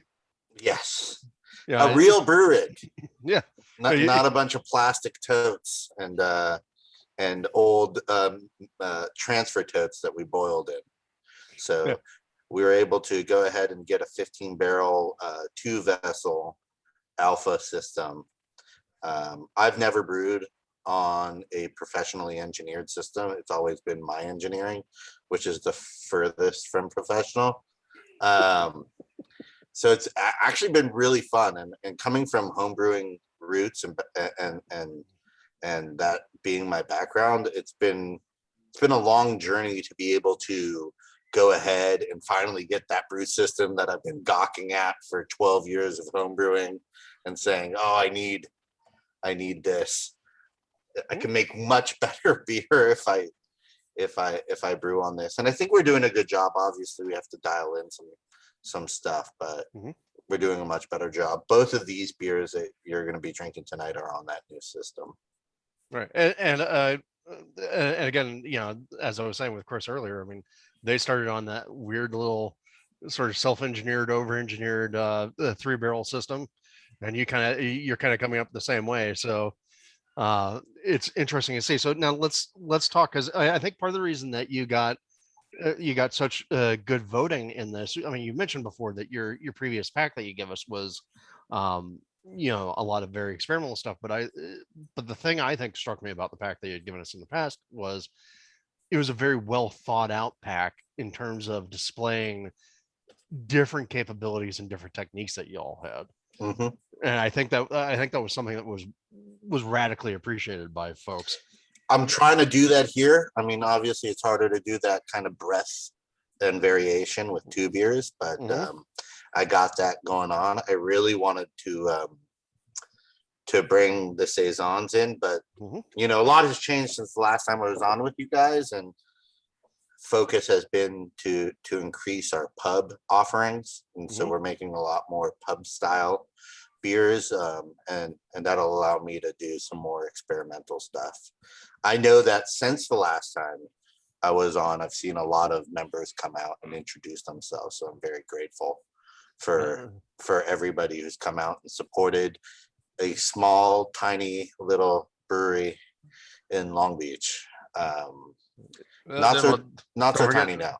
Don't forget also really good bread. Yeah. Well, that's the other. That's the other thing. And I know when Elon left, he left with like a huge shopping bag of bread. So I was stoked. I was like, dude, you got to get the bread. Got to get the bread. I got 2 loaves of bread, and while we're on the subject, I purchased 2 packs of these guys, and let me just say, you have completely changed my opinion on sour IPAs with this beer. We'll talk about it a little later, but I had to say it. I pulled it out of the fridge. This is incredible. But by the way, I think I may have just seen Chris grimace a little when you said sour IPA. Never had it before, actually, so I don't know. It's funny because I'm sure that our beer board and Chris's beer board look entirely different. That's what's awesome. It's supposed to. Yeah, but it's pretty wild. But again, I mean, to the point, I mean, you guys are both backed and driven by science and technique. It's just science and technique with a different aim. And I think when you have the artisan with such a passion backed by diligence and observation or engineering, you're going to end up with a good product. And if they're dedicated to quality. Well, Chris, I know that, I mean, again, you were talking earlier that you were fascinated by the complexity of technique and the simplicity of ingredients. How often when you guys were, fresh and young and new, did y'all end up screwing up a batch? Oh, all the time. Yeah. I've dumped a lot of batches. Even here, actually, in this brewery, it's not something you really grow out of. It's also biology. Sometimes, doesn't work. Yep. Sometimes you got to crash one. But to Levy's point, I mean, I think one of the big differences is if you're curious and you keep learning and you keep watching and telling what your beer is telling you, or listen to what your beer is telling you. You adapt to it. Yeah. It trains you. You think that you're using yeast. Yeast is using you, and I think I touched on this on the last point. You're a trained monkey. You feed it every day. You wake up at 2 a.m. to put the pressure on it.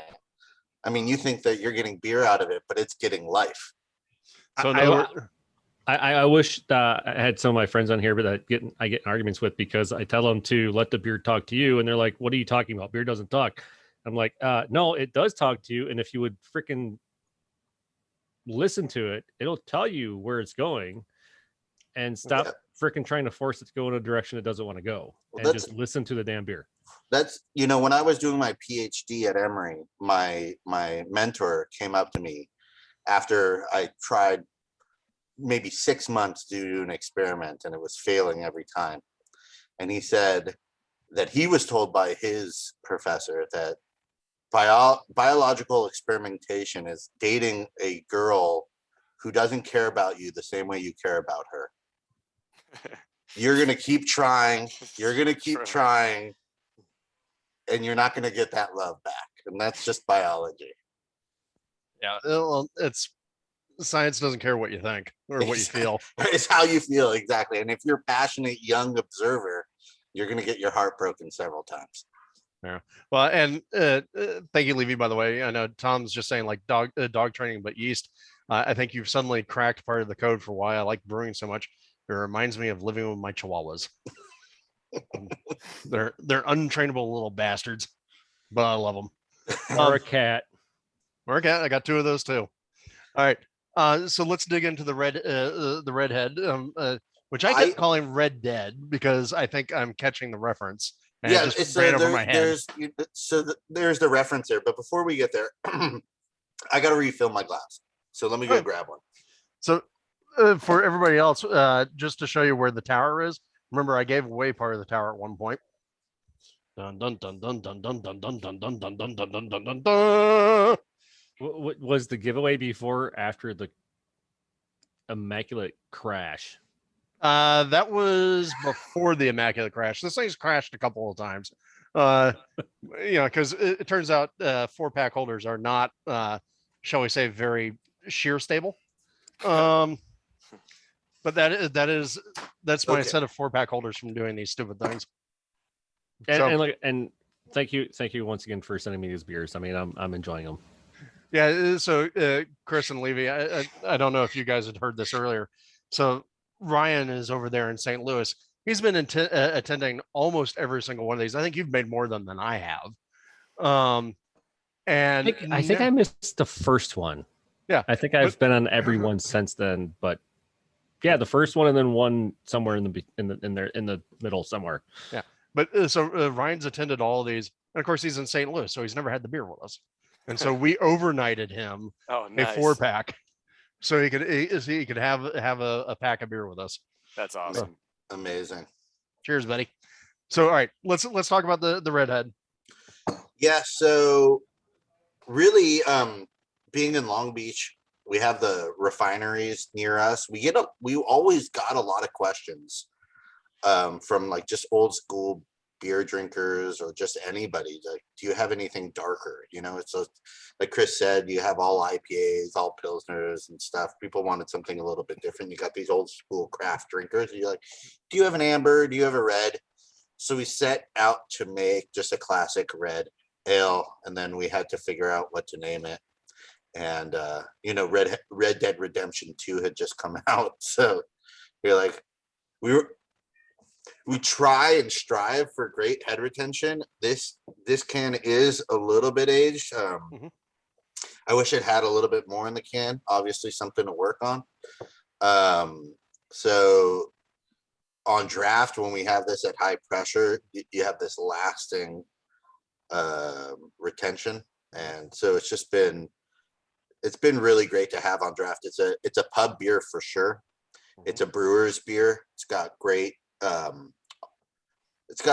lagered, cold conditioning kind of quality to it, where it makes it very crisp, but yet you could taste the Carafa, you could taste the Cara Red that's in the recipe, and this is all premium pills as the base malt. So everything's really clean and crisp, but ale fermented at a low temperature and then conditioned cold for 2 weeks. And you said it was with USO5. USO5. Yeah. And then I'm trying to remember, you're just carbon filtering your water, right? You're not. No, this is RO. Okay, you are doing RO. All right, and so RO, and then rebuilding what with a red to a more carbonate chloride type of profile. More chloride rich, yeah. Okay.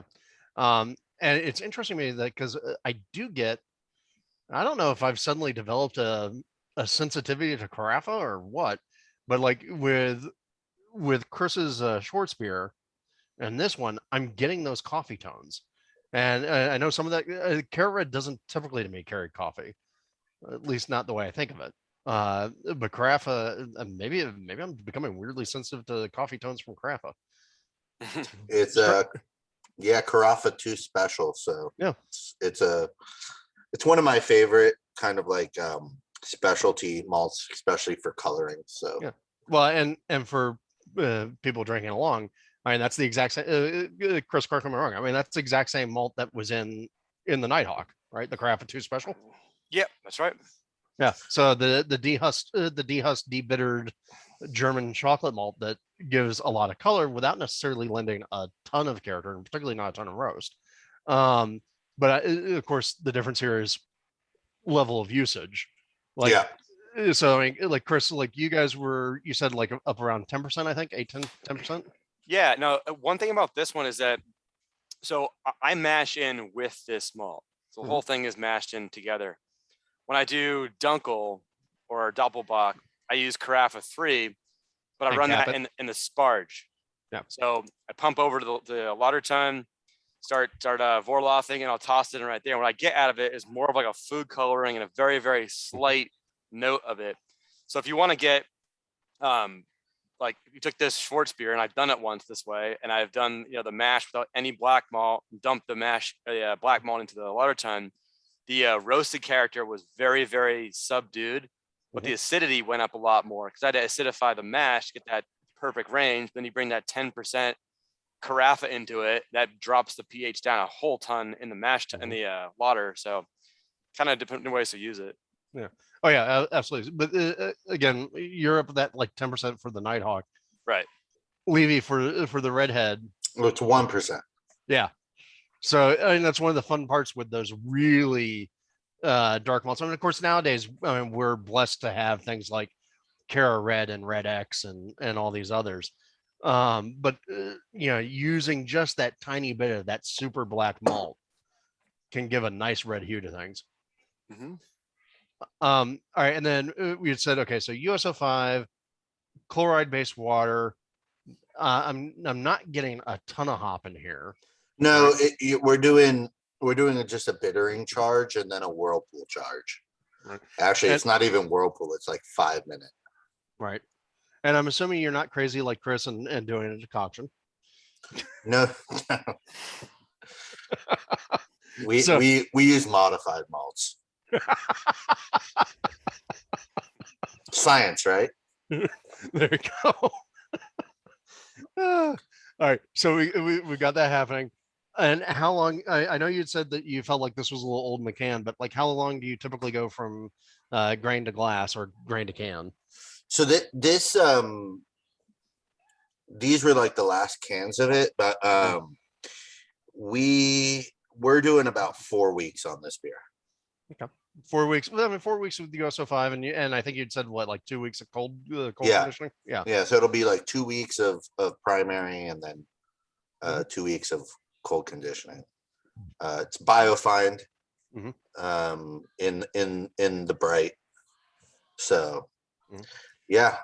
Well, and for everybody else, I would recommend, like, particularly if you are using one of these very dark roasted malts or even just roasted barley, if you go and you actually mill them, you'll notice that they shatter. They turn into very fine particles. And so one of the things that you will notice over time with a beer that has a portion of a dark roasted malt like that, time is your friend because it will remove some of that harsher edge to some of those beers. And so I think you're doing that 2 week cold conditioning helps drag down some of that character.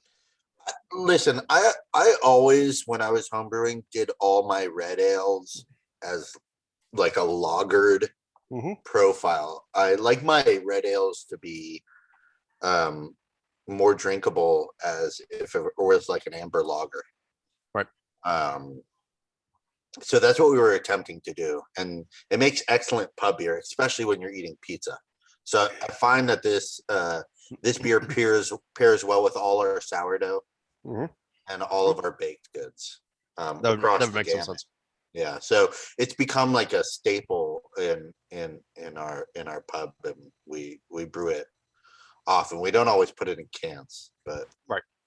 Well, and I will say that immediately on tasting this, I do get kind of some of that throwback sense, right? That sense of kind of coming back to when what was it? You had Red Seal, what was it? Red or Hawk? even Red Hook ESB was like redder, you know? Yep. And all of those kind of classic red ales. I know in talking to a lot of brewers, we've already talked like, Chris, you've got all your Pilsners. And then obviously there are all those places where it's like IPAs. And you talk to a lot of brewers, at least ones who've been in the game for a while, and they're all like, where did all the brown ales go? Where did the reds and the ambers go? What happened to color? Don't you remember those days? I miss a good brown ale now. You never see those out there anymore. Never. Syncopated has a brown ale that's really good, and they just opened up in Long Beach. So that's Chris Klein coming out of Ballast Point. And his brown ale is stellar. And now is Syncopated still? Is that over in that It's like Timeless Pints old location. Oh, that's right. Yeah, right on the airport. Yeah, I that's my go-to beer from him, and I've like come through all these circles of craft beer, and Pilsners for a while, and now I'm like, okay, where's the malt at? I want to talk. I want to see the changes in the recipe a little bit. But yeah, go ahead. No, that's good. And then Ryan was asking, did we say what the hops were? I don't think we did we? Oh, it's a Magnum charge. Yep. Love me some Magnum. Yeah, and then Saws at 5 minute. So Magnum and bittering and Saws at 5 minutes. So. See that hop bill, that hop listing and timing, I could have equally believed that out of Chris. That would have sounded to me just like it had come out of Chris as well. Which it's funny because when we were going back and forth on the email, and they're like, we're not going to be doing the Pilsner, we're going to be doing Nighthawk. I was like, all right, we got like a head-to-head comp right here. There you go. Well, and it is interesting because both of these do present, that kind of well-rounded malt character. That like in the Nighthawk case, a lot of that Munich character. Here I get that wonderful mid palate chew. I think the only thing I'd really want out of this, and I think you were alluding to some of it, is I'd want a little more carb in the can. Yeah. You were saying you get it more carb in the tap, because I do think that would brighten it up just a little bit. But again, a little bit of a throwback. So guys, I'm gonna pop the poll here and ask questions I haven't asked, because I know you guys, you have questions. I love questions. Yeah. All right, go on. You got Levy here, who's a microbiological whiz. Well, actually, so while people are formulating what they're going to ask, you said, okay, you're doing more of the pub stuff to kind of lean a little bit more into what Well, since we opened back up, we have to now focus on pub beers. It can't be all these crazy saisons and sour IPAs and sourdough beers and all the stuff that went really well in cans over a lockdown, where people are like, oh, what's new this week? What's different this week? Now we got to get beers that people could have multiple pints on the patio and pair it with food. Yeah, but by the way, I still want some more of that de Madre. Madre's on its way. And I know somebody came and picked up a case of Madre, a bottle conditioned, but Madre's on the list. That was Gavin. Yeah, Gavin. That's right. So the percentage of Cara Red is about, we're looking about 30%. Sorry, Oh. no, sorry. Yeah. No. Like 25%. Well, okay, that's actually a fair amount. Yeah. hmm Well, we are trying to get red Yeah. without using like Red X, which is horrible. Well, I think the truth is, I mean, Red X will give you the red. It just doesn't give you anything else. Right. It's And, just- and we're not nailing like red, but we are nailing the red on the can. There you go. So, Right. And then the can kind of sells itself, Oh, yeah. right? Because it's nostalgia and people just buy it because of the video game. There you go. Well, a good game, good beer. Why not drink the beer while you're playing the game? I think that's the kind of its thing. And then, like you said before, we're trying to get the rat into all these different scenarios and just try and build a story that goes a little bit beyond the beer. If you have a brand, Fun with it. there's a lot of people building all sorts of stuff. You're building a great brewing program. Hopefully you have that. If you have a brand, then, you could go ahead and try and build a story behind the brand. If it's a parrot, if it's a rat, whatever it is.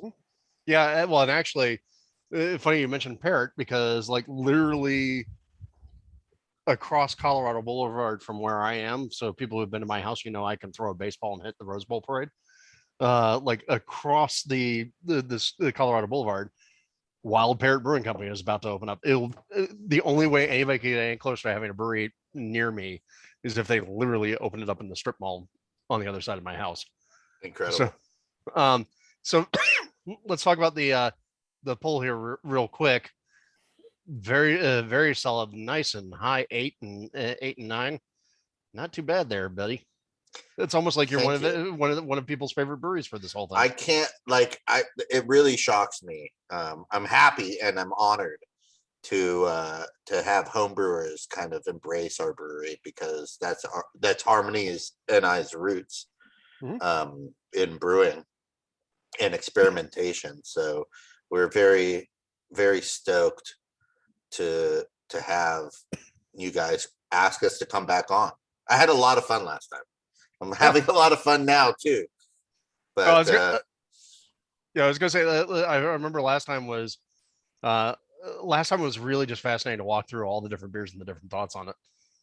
Yeah, we still are doing a lot of experimentation.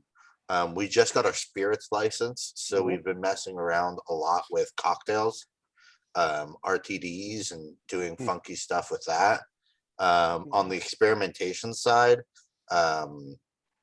we obviously a ton of stuff with Kvike that we're still doing.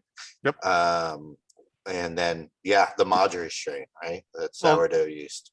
Well, and the thing is, I know like with Quake, I mean, Quake's getting a bit of a reputation from things, but one of the things I've loved, and it was the whole thing we discussed on the podcast, was you're taking a very scientific approach to how to use Quake and making sure it doesn't get too squirrely, shall we say. That is our talk for Citrusception. Good. There we go. Yeah. All right, I did bring something out that was, a little bit of a controversial topic for brewing IPAs with West Coast or clear IPAs with Kvike. So. Well, hey, look, I mean, one of the weirdest things that we experienced during this whole happy hour series was when Gavin flew out to Hangar 24 and brought us beers back, and then we tried the Hangar 24 beers. All of Hangar 24's beers that we had that night, except for the aged stuff, was all made with Voss Quake. I heard about that. And I mean, like even Betty IPA. And it was like, wait, you did what? Okay. I haven't had Hangar's beers in a while. I would definitely not be using Voss for everything. Even now, I don't use Voss entirely by itself. Yep. I use a blend of Voss and Kviking, which actually has Voss in it, for our hazies. But for the citrusception, we're using the Oslo. There you go. Which is the clean quake. All right. So I'm gonna show this one. I love this because Levy, you had mentioned, hey, between Nighthawk and Redhead, now we've got like a real close comparison, right? Yep. Check this shit out.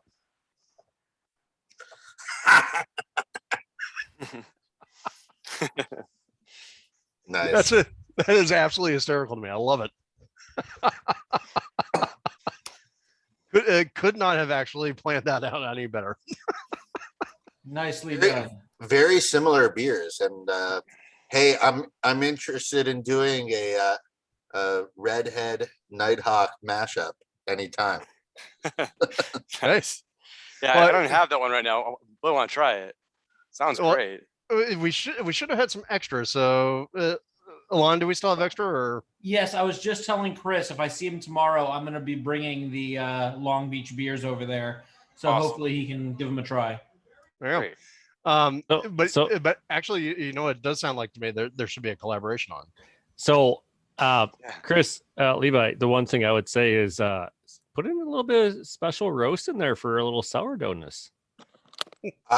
I agree with you. I would also love to do this recipe with rye. Oh yeah, I can see rye, that. and then maybe throw some sourdough in the mash. Try and get some of those that toasted melanoidin kind of characters coming out of the crust of the bread, which we always get. Maybe about like 1% of little chocolate rye in there too. Chocolate rye would be bomb.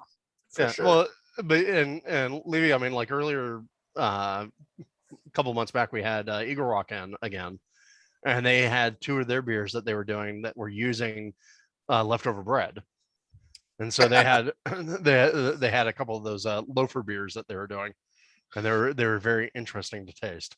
Although I will say, I think the true collaboration that needs to happen, Levy, now that you have your spirits license and your distilling license, we need some Enegren beer schnapps. Oh yeah, that'd be nice. Come on, I could do it. Yeah, one of my favorite memories of life was getting tanked off my ass at Brasserie Vapeur in Pipe on their beer schnapps. It was some good stuff, along with a nice apple tart tatin and a cheese plate that would have it wasn't a cheese plate, it was a whole cheese buffet, a cheese sideboard. Good times. Highly recommended. All right, so last beer of the evening, and I'm going to need to take a brief break before we get into it, but it's the Citrusception with, I know that's supposed to be a rat, but man, that reminds me of Mothman. Yeah. I'm going to grab my can too. All right. I will be right back, boys and girls.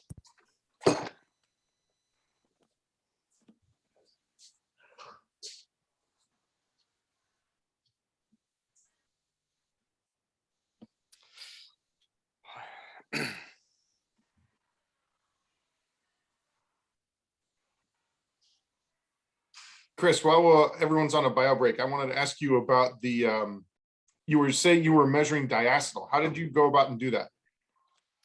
So we have a spectrophotometer. So we'll take a distillation sample of the final fermentation, distill it out, pull that in, mix it up with some reagents, and we'll run a standard first with an actual known quantity of diacetyl, or butadiene basically, which is pretty much that.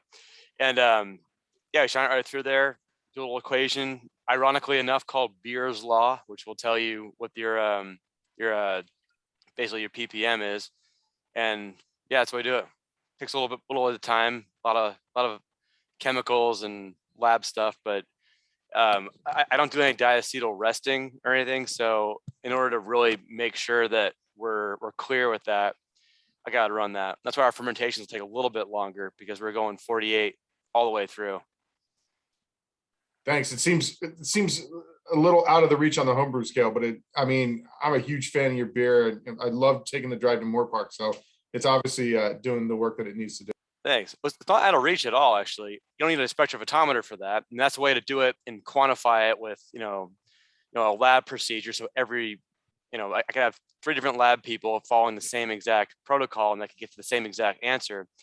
But what I used to do before we got all the fancy stuff is I did the little, the heating test. You take 2 test tubes, you fill them both up with your fermentation sample, take one of them, put it in the refrigerator, chill it down, take the other one, put in a little bit of a warm bath of water, heat it up to around 80 or 90 degrees.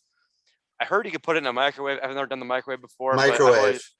Okay. Yeah. So I was never sure if I was going to like shock something or break down something enough with the microwaves or anything. So I've always done a little bit of a warm water bath, but yeah, you do that, put that back in the fridge next to the other one, get them both the same temperature, crack the tops open and just take a whiff of them. And if you smell butterscotch on your heated sample, then you still have some VDK going on in that one. And it's a cool thing to test them just like a fermentation or a mid fermentation beer, just to really see that smell. And I walked out, I came back, and suddenly I heard something about a spectrophotometer, and I got all excited, and I was like, "Damn it, what did I miss?" And now we're into VDK testing, and I know that. So Thanks, well, good. Really appreciate it. Yeah. All right. Well, hey, so we are on to the final beer of the evening, the Citrusception. And again, like I said, I mean, it's a little bit of Rorschach, a little bit of Mothman for the lab rat here.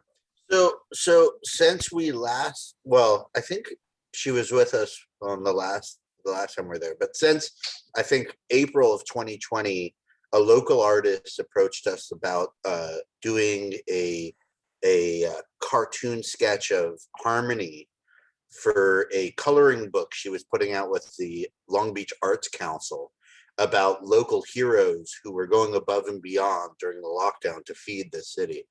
And since Harmony was putting out loaves and loaves and loaves of bread, she did Harmony's likeness, and people were approaching us for all sorts of stuff back then. And Harmony was like, "Okay, you could do it." She didn't have high hopes that it was going to be this amazing artist who approached us, and she drew this amazing photo, this amazing piece of art. And we're like, what do you do? Like, do you want to do some labels for us? And so she came on board. She started doing labels for us. People started to really gravitate towards the labels because they're all original art. And she now works with us full time doing our new expansion murals, which Elon got to see, and on labels, and we're working on a comic book about the rat that kids could color while they're sitting at the tables with their parents. So I was really, really stoked to have her. Her name is Alex Diffin. She embraces all of our quirky, rat-centric experimentation beers. So it's really nice. And that's awesome. I love people. I love artists being able to find a good way to work. We need more art support. Well, and actually, let's talk about the rat real quick, because if I remember correctly, I mean, you have the whole Lab Rat series, right? Yep. Like, or so is that, I forget, is that a club or is that? So we have a Lab Rat membership, which is kind of like a mug club that most people have. It's they have access to a lot more of our experimental stuff, our small batch stuff. We have a 100-gallon Grundy that we do a lot of experimentation in, or like a one-off barrel series or something like that. They have access to that. They have access to private events that we do, a lot of beer and food pairing dinners that we do. So it's a nice club to be in. And then we created kind of like this, like, join in our experimentation, interact with us as lab rats, like nobody's making beers like this, like it's a clear IPA. I don't know, I have blur on right now, but you could probably see right through it. Clear IPA, fermented at 110 degrees Fahrenheit in 2 days. You know, you get some of this old school, it's all Citra hopped, 100%. It's double dry hopped. It's, you get like this old school grapefruit, orange peel. Why so long? Thank you. I don't know either. I'm pushing. You get that dank, almost like pine resin, some of those redwood forest kind of camping vibes that go along with like a nice dank IPA. Yeah, you get trees for days, man. Yeah, trees and citrus. That's what I get out of this beer. Slight melon, just like a slight melon in the back over there. This beer is 7 days grain to glass. But a question: Can you say that it tastes the same? Sorry? Can you say that it tastes the same as if it was fermented with a normal, traditional lager yeast? I'm sorry, ale yeast. I mean, it ferments faster, but we're kind of accustomed to a certain taste, and this yeast, Kvike yeast, which I've also used, it's interesting. But does it give you the same beer? Well, the answer is it really depends on the brewer. Good. Okay. You know, yeast is yeast. It's going to do what it's going to do. If you want to get a certain flavor in the beer, it's still Saccharomyces. Oh, wait a minute. So your yeast doesn't contribute a great deal to the flavor characteristics. That's not what beer? I'm saying. Okay. That's not what I'm saying. Thank you. This is a very clean yeast. You could get a clean IPA with this yeast. There are other Kvike yeasts that you could get other flavors out of, especially for hazies, like pineapple and citrus. Right. Well, and people remember like when we had LA Ale Works on, like a lot of Kip's hazies are done with Hornindal, which I always think I get a phenol note from, but it's usually covered up by the hops in those hazies. And so you said this was Oslo, right? Yeah, this is Oslo, and I would think if you put a double-blind triangle a test out there for a sensory amongst homebrewers, you wouldn't be able to tell which one was fermented with Kvike with any confidence. Yeah, I mean, when I tasted this, there was nothing in it that immediately clued me to say, "Hey, this was brewed at 110 degrees." Yeah, and honestly,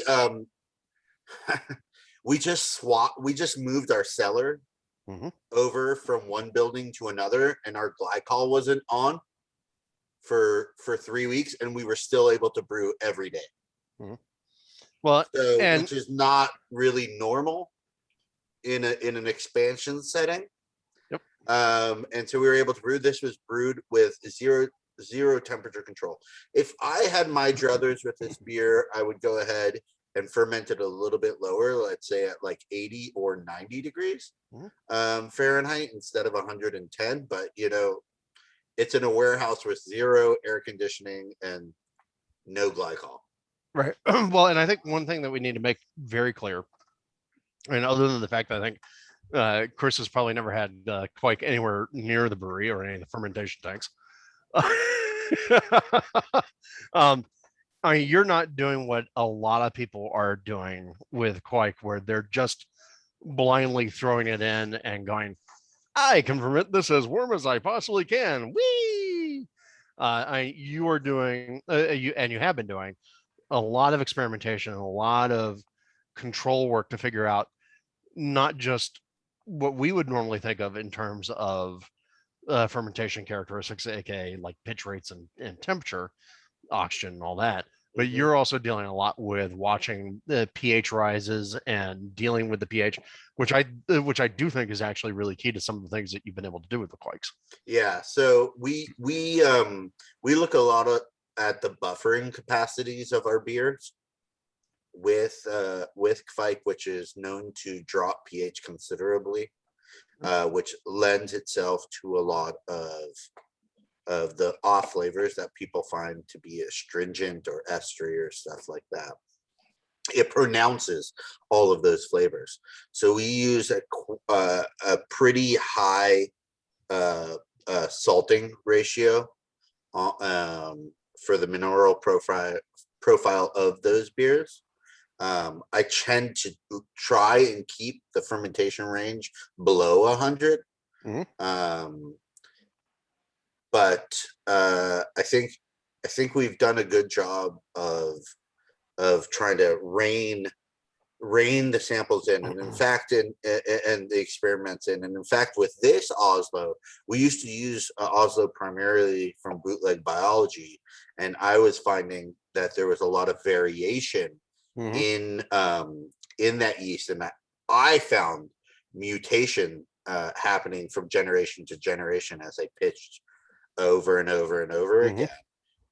So I switched, and I would order new pitches from my good friend Jeff Mello at Bootleg Biology, and I was finding that the flocculation density of the yeast was not consistent with what I recall or what I had recorded prior.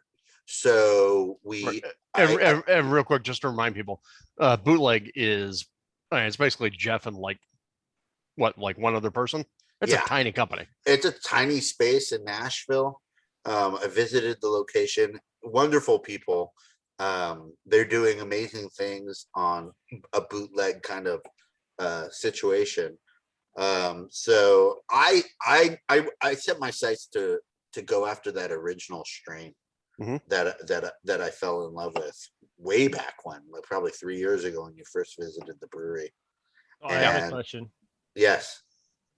On this one, you used Oslo. Yeah. With the Quake yeast. My question is, did you increase adding in more nutrients? Because with Quake yeast, they kind of need a little bit more, and so I'm just wondering if you added in more nutrients. Did you add nutrients into this? We've gone from no nutrient to double the amount of nutrient that we typically use, and we've kind of documented all along the way what we like to do. So we're at double the amount of nutrient that we do typically for USO5 beer. Yeah. By the way, this is also where Levy, being a microbiologist, comes into play.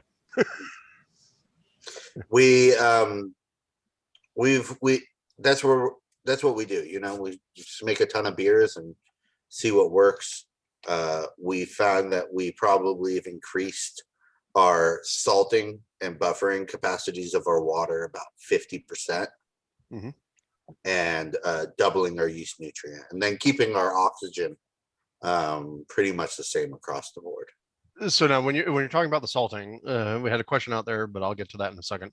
When you're talking about the salting, I mean, are you doing what, like slaked lime to kind of raise the pH? We're doing both calcium carbonate and calcium chloride and calcium sulfate in this beer. In this. Okay. Oh, so I mean, okay, you're dealing a lot. Okay, gotcha. We would also somebody mentioned baking soda. I don't like to put baking soda in my IPAs. It's too much salt. Yeah, the sodium is very interesting. I would put baking soda in like in a stout. Sometimes I like that profile on it. We're using yeast X, not just zinc. I know a lot of breweries who are using Kvike will go ahead and take some of the slurry and throw it in the boil kettle, and then just boil off some of the slurry as yeast nutrient. Yep. So. All right, and then I forget. Obviously, we've been kind of doing this one a little more squirrely. We got all the Citra in here. Like what were our gravities? What's the IBU level on this? So ish. Sorry, the what level? IBU? Yeah, the IBUs and the gravity, and just to I give wouldn't people be a able rough to idea. tell you IBUs. I'm sorry. Well, that's right. Yeah, I forget. You're not there. I'm not going to give it to you. Right. I don't know it. The attenuation. Let's see if I have the log in front of me. I mean, you have to understand, every time we do these beers, it's new again. Yep. Yeah, absolutely. Well, I mean, this is one of those areas where I feel like your homebrew roots show through, right? You know, that idea of like, fuck it, we're doing it live in a way. A lot of times, and as we have like moved to the new brew house, it's like, okay, here we go all over again, trying to figure out our efficiencies and intricacies of what we do. I mean, nothing we do is standard by any means. It's part of why we love you, buddy. Thank you.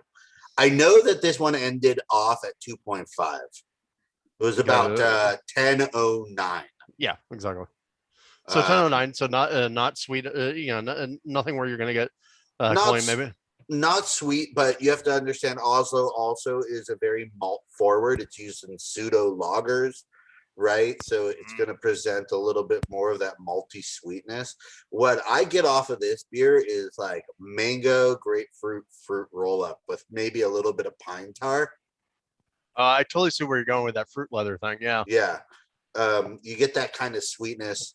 It's that I wouldn't call it a West Coast. I just call it an IPA, Citra IPA. But by the way, I do want to register one thing where I'm very much in Chris's camp. Maybe not so much in the absolute adherence to 2-month lager schedules, but I've never had any of those pseudo lagers that people have been doing with that really quite hit the bill. I have one, and I will send it to you, and I'll send it to Chris, and you guys could just fight me.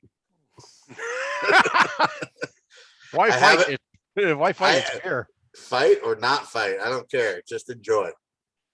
Yeah, what's up, Ryan? I think Ryan's saying send me one.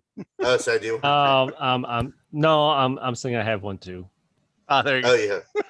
I have one that we did a blonde beer and then we liquored back RO. Wow. It's just so clean, so very, very nice. And what I like about it, what I like about these beers and that pH drop when you could hone it in is I remember talking to Julian Srago at Beechwood, and he was talking about adding acid to his pilsners to kind of like and his IPAs. Pop.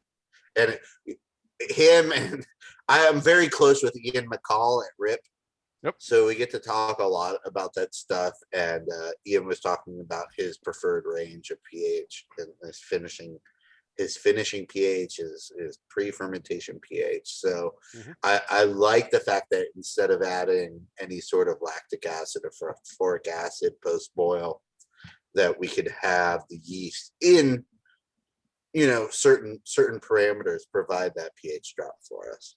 Right. And for folks who don't remember from when we had Beechwood on, Jules is a very, very strong proponent of acidifying hoppy beers. His IPAs, for instance, Melrose and all those that we've had are all acidified post kettle because he wants to fight any sort of dry hop creep in terms of the pH raise and give the beer a little extra sparkle, shall we say.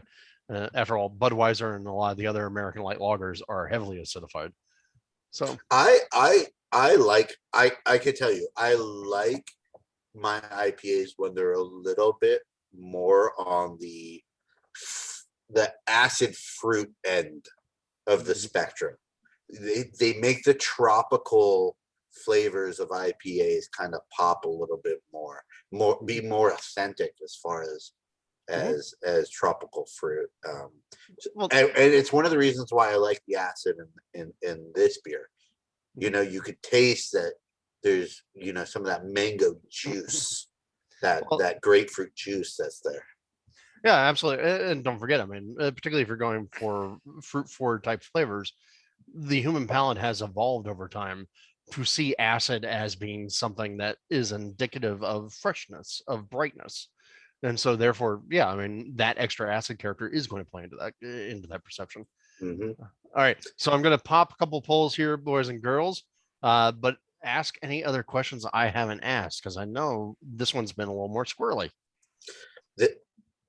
This beer is, I wanted to send you something that was experimental.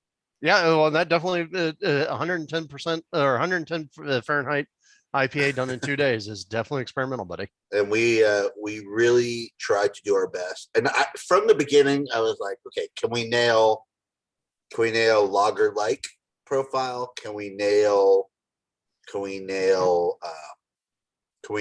West Coast IPA or clear IPA? And I was very happy, Chris, to catch the end of your talk. And it fueled a fire inside of me, a passion inside of me about, you haven't found a reason to push lagers quicker and push lagers faster. And I appreciate what you do. I buy your beer locally all the time. Anytime I have to go up the coast to pick up barrels for our sour beer program, I stop by Moore Park on the way home and I pick up your beer. And I really appreciate that. Awesome. I'm very thankful that breweries like yourself and Bierstadt and Denver are really putting American lager brewing on the map. That being said, you can make beers that with confidence for the American palate that can mimic their macro lager obsession. That don't have to take eight weeks to produce. And oh, right. I mean, if you want macro lager, yeah, you can knock that out very quickly. But yeah, I don't want macro lager. I want German lager. Yeah, that's why we do it that way. I agree with you, and that's why I buy that beer. But I think in the general sense of the public, I mean, at least us in Long Beach, of 500,000 people coming through our doors, 28 million people within an hour drive from our brewery.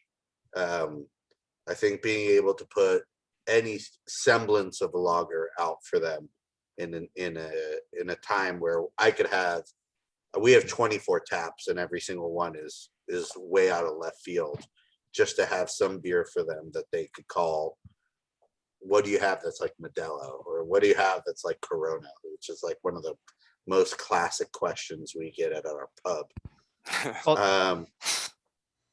We have that for them without me having to dedicate 8 weeks of tank residency time. I'd rather spend my CapEx personally on a centrifuge or some other paying my employees. I don't know.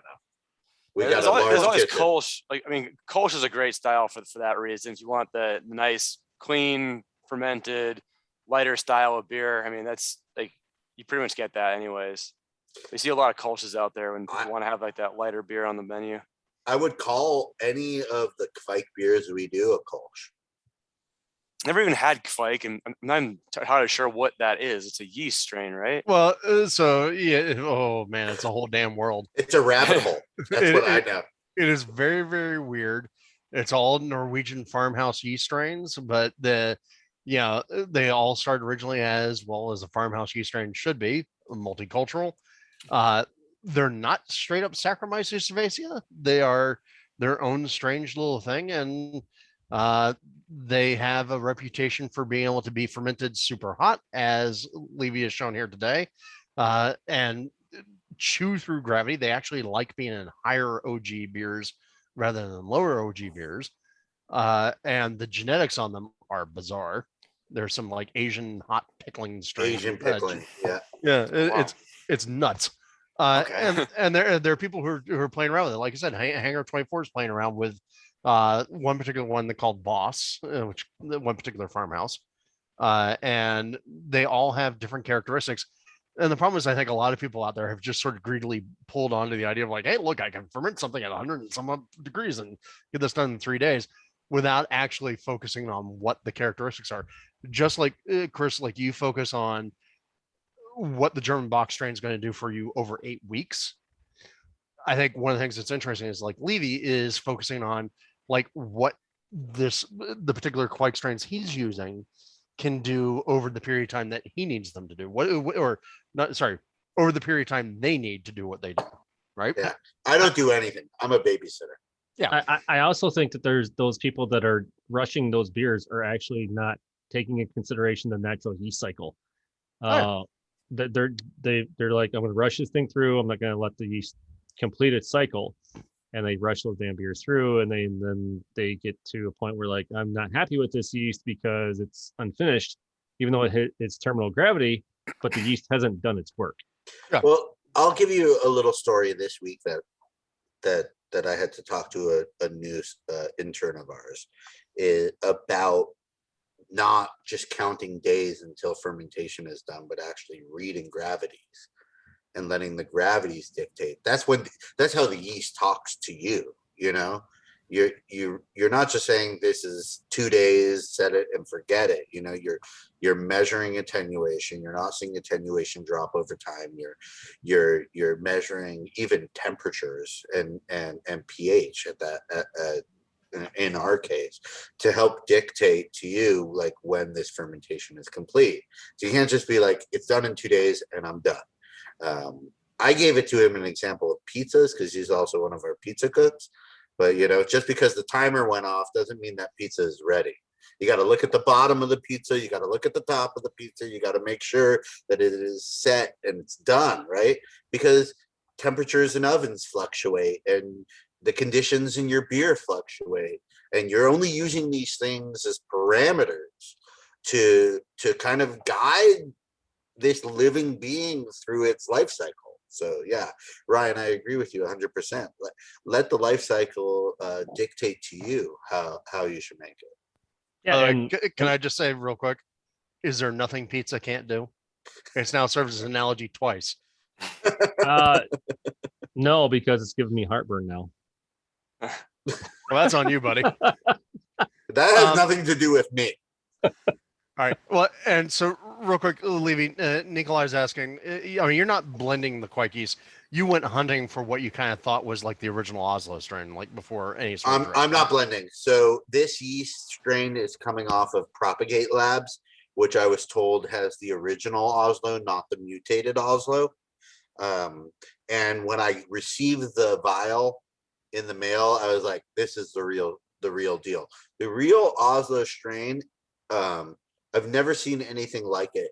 It packs in its when it flocculates, it packs in that slurry like a jello. Like when you shake it, it's like a single mass of jello that waves back and forth. It's not dusky. There's no dusty kind of yeast like hanging snot on there. Yeah. Well, I would say less like a lava lamp and more like jello. There you go. Oh, it jiggles when it wiggles. Exactly. There you go. When pulling back bad ad jingles from when I was a kid. When I talked to Paul Sangster out of Rip Current and we did our collab with Oslo, we did a Baltic Porter. And I brought it to him. He said he'd never seen yeast packed so tightly. Yeah.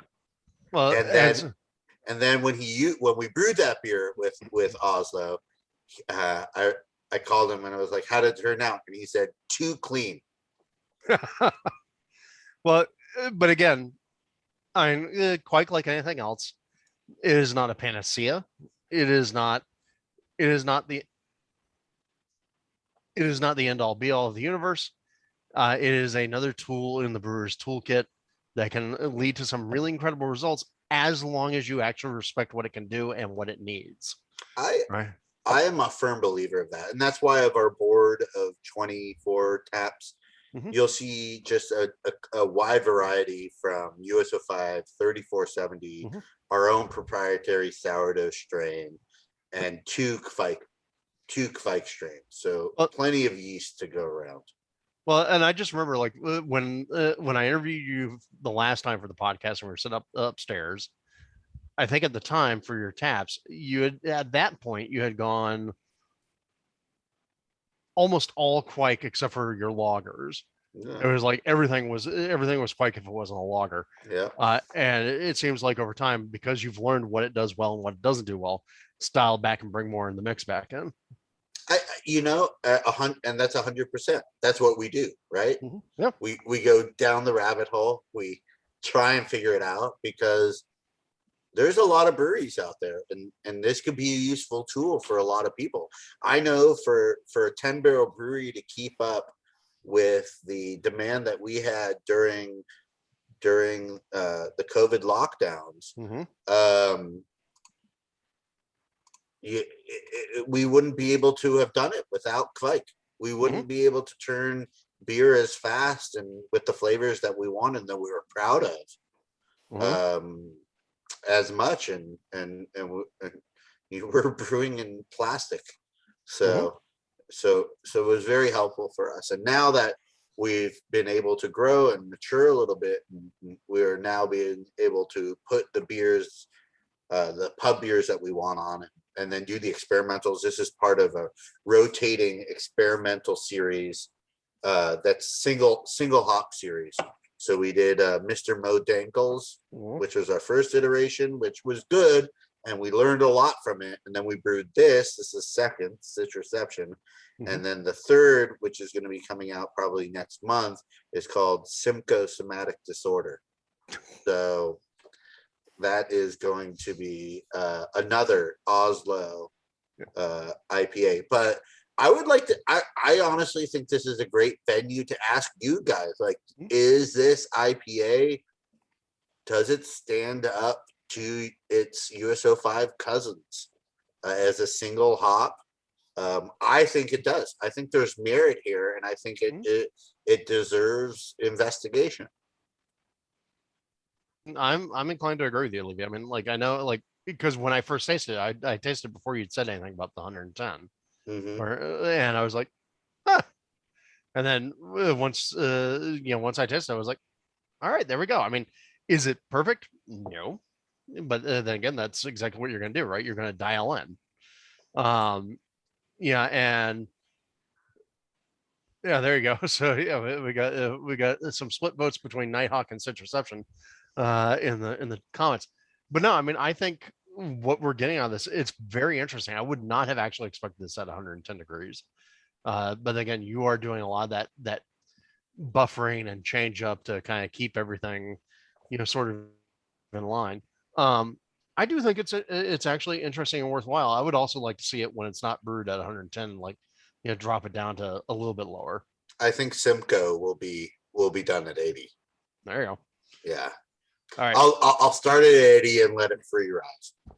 Because that's the truth, by the way. When you're talking about the life cycle of yeast, flavor profiles occur in the first 24 to 72 hours of its life cycle. So if you allow it, if you restrain it in that time period and then allow it to free rise, you'll get better attenuation. And that's what I learned mostly by fermenting wild yeasts, like our sourdough yeast. They don't like to be restrained the entire time. No, well, and so, like, a good number of us here on the call who know MB Rains, from the Falcons, like, the thing she always taught us when we were doing particularly lambics, but also anything Belgian, for instance, it was control the temperature for the first couple of days and then let it run. No problem. Chris, they try to shut you out? Yeah, they turn the lights off on me. Right.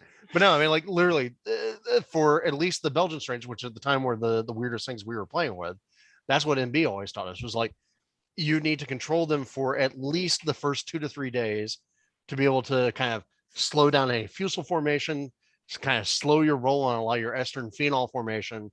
And then after you're done with that, then let the fucker go hog wild and finish your fermentation. Right? Yeah.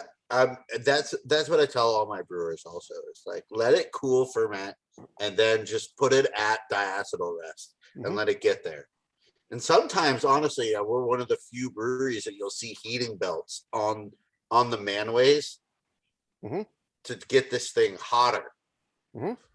Well, and I did want to say, like, with the Quake stuff, like when we talked to Hangar 24, because I was curious about them using Voss, they weren't getting any speed advantages out of it because they said, oh, well, yeah, we run hotter, that's fine, but then it takes us that much longer to cool down the tanks. I mean, at least at your size, it's 15 barrels is a far cry from trying to cool down, 60, 120, whatever. Yeah. So 100%. We're doing 30 barrel batches now. Oh, damn. And we split them off. So So what we do is we'll split them off and turn them into different beers. So we'll do like fruited IPAs and in 10 barrel batches. So it's a lot easier to cool them down. All right. So I'm real quick. I do want to close out the poll here. So I have to say this is one of the closest results I've ever seen in this. Just because, yeah, here we go. I have one comment. Yeah. And my one comment is I love German beers. I love the classic German beers. I do use some Quake yeast. Usually it's Lutra or Oslo, to try and do some of the classic pseudo lager type German lagers. But the one problem that I have come across is, and not that they're not good beers, they're actually really good beers, is that it loses that Germanness. That it loses that sulfur. It's sulfur. It loses that sulfur. I'll tell you why it loses sulfur. Loses it. I'll tell you why it loses sulfur. It's because you're actually getting off gassing. That's the only reason why it doesn't have sulfur. Sulfur comes from cysteine dimers formed in the replication of yeast.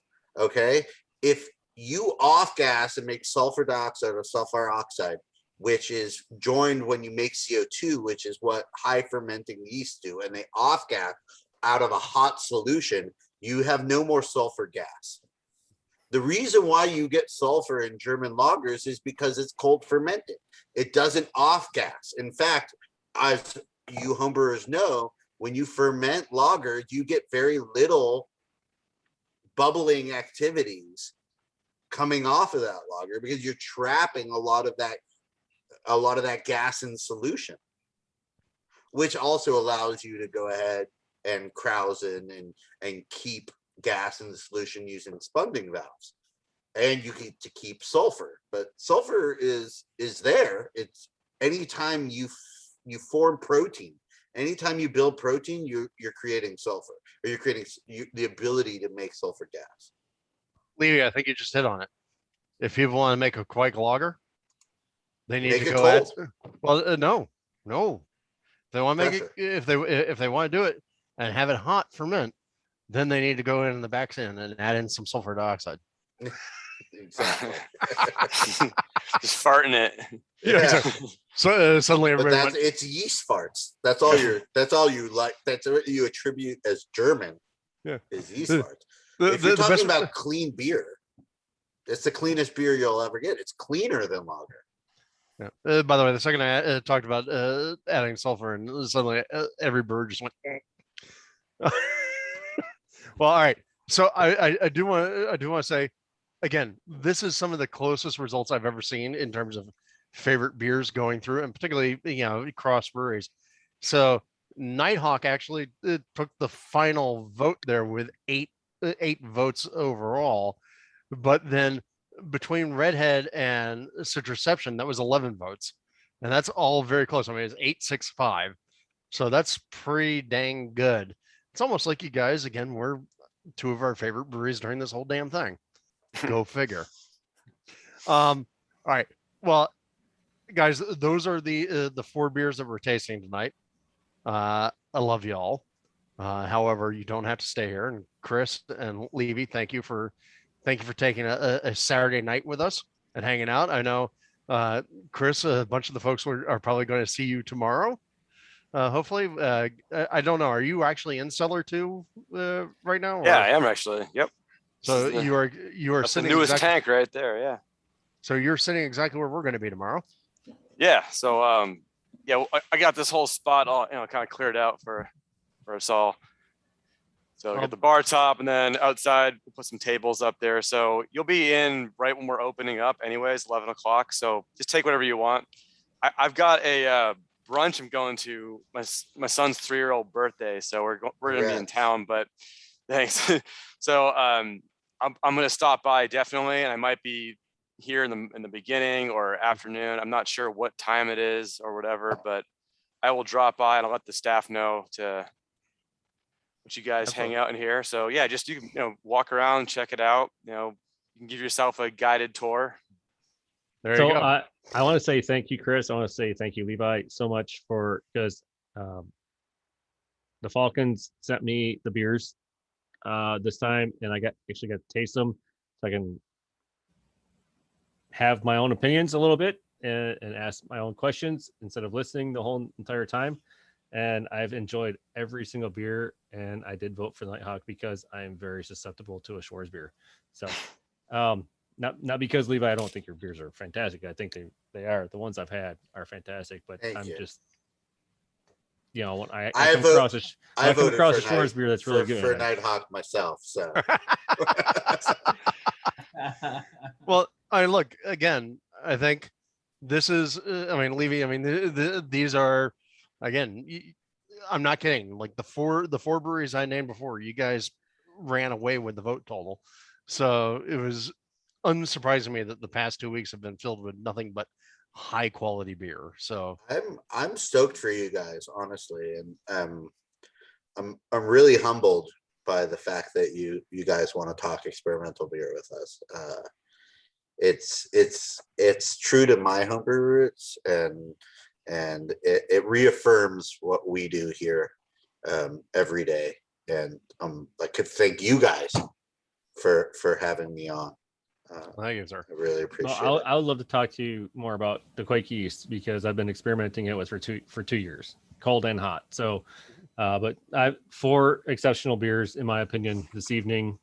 I've had some beers because the one thing I did was I brought the happy hour from being on with you guys and the Falcons, brought it here to St. Louis, and we've been doing it. And this is our 8th month doing it. We're only doing it monthly instead of weekly. Good following, but I copied it from you guys, and it's really turned out fantastic. And we're going to keep going because there is a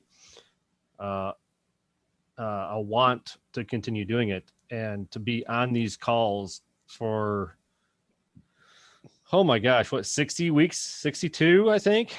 Has been 63. Fantastic. I mean, it's, I've learned a lot, and I want to thank you for allowing me to be on with you guys.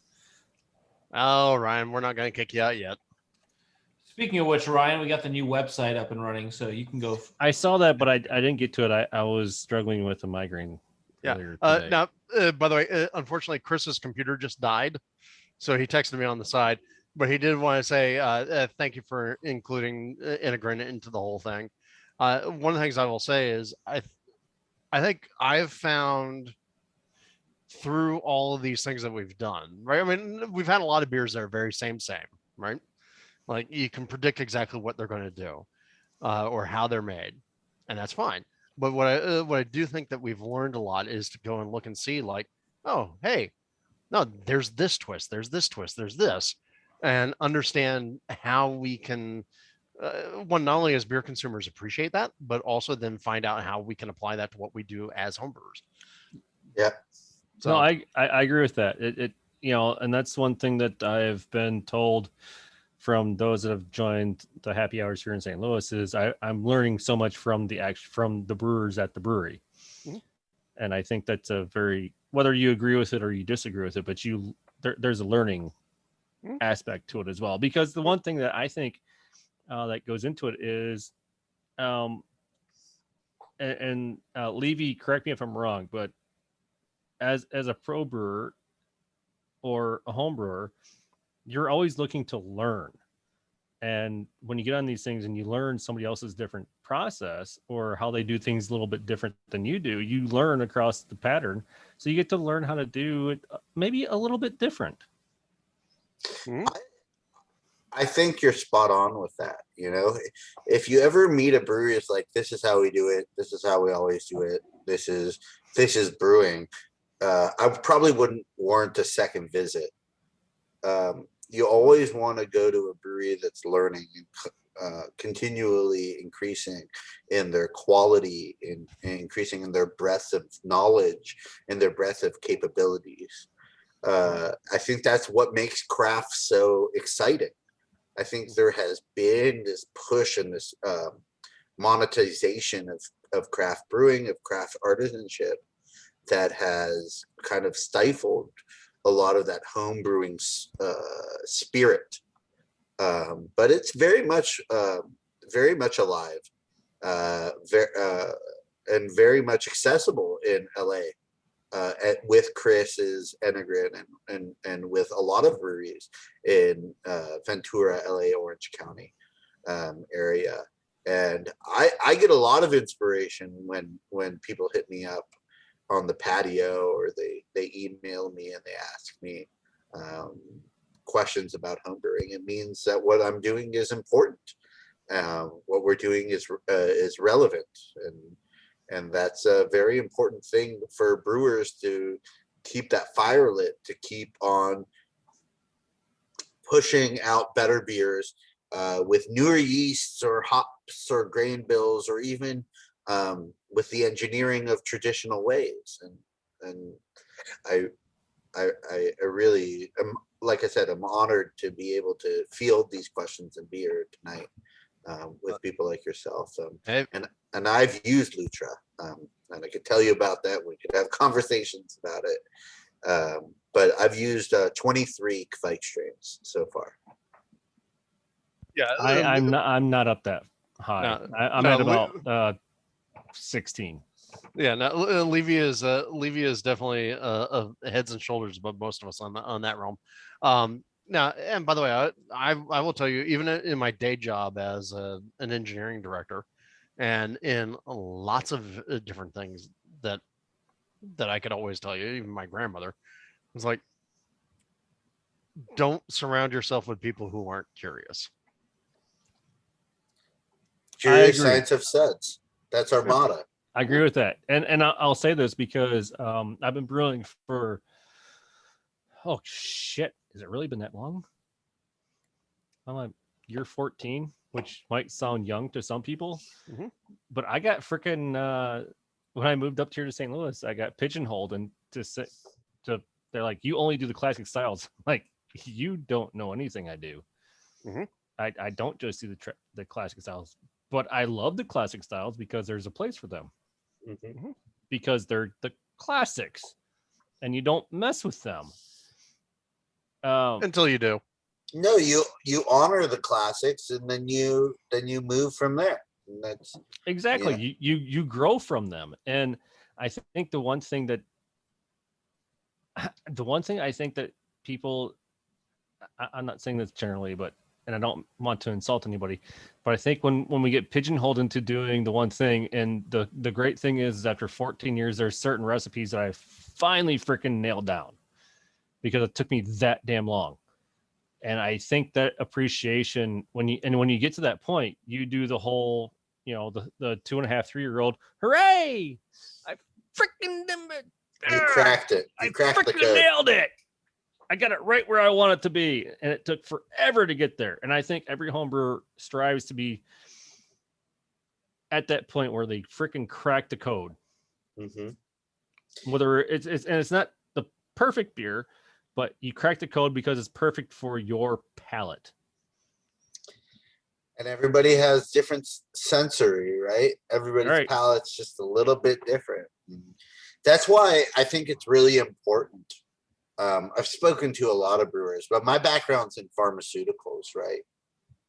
My background is in confidence, statistical confidence, right? So I think when you're talking about new beers, especially when you're talking about new yeasts creating old beers, and you could put a panel in front of people and you want to say with confidence, is this beer, is there merit in what I'm doing here? We're changing the face of fermentation. We're changing the face of how the process works. Is there confidence in what we're doing?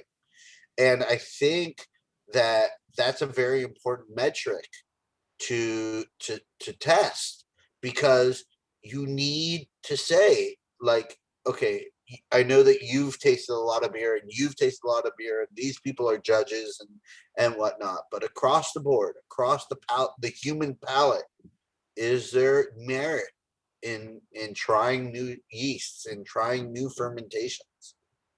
No, I completely agree, because I mean, you can take one beer and just change that. that one beer, and that's the process that is the longest, is because you never want to change multiple things at one time. When you're trying to dial in one thing, you want to change one thing at a time, just like cooking. And you want to change that one thing at a time and go, okay, that wasn't it. So go back, change one other thing. Like, okay, I'm getting closer. Yep. And that's the fun.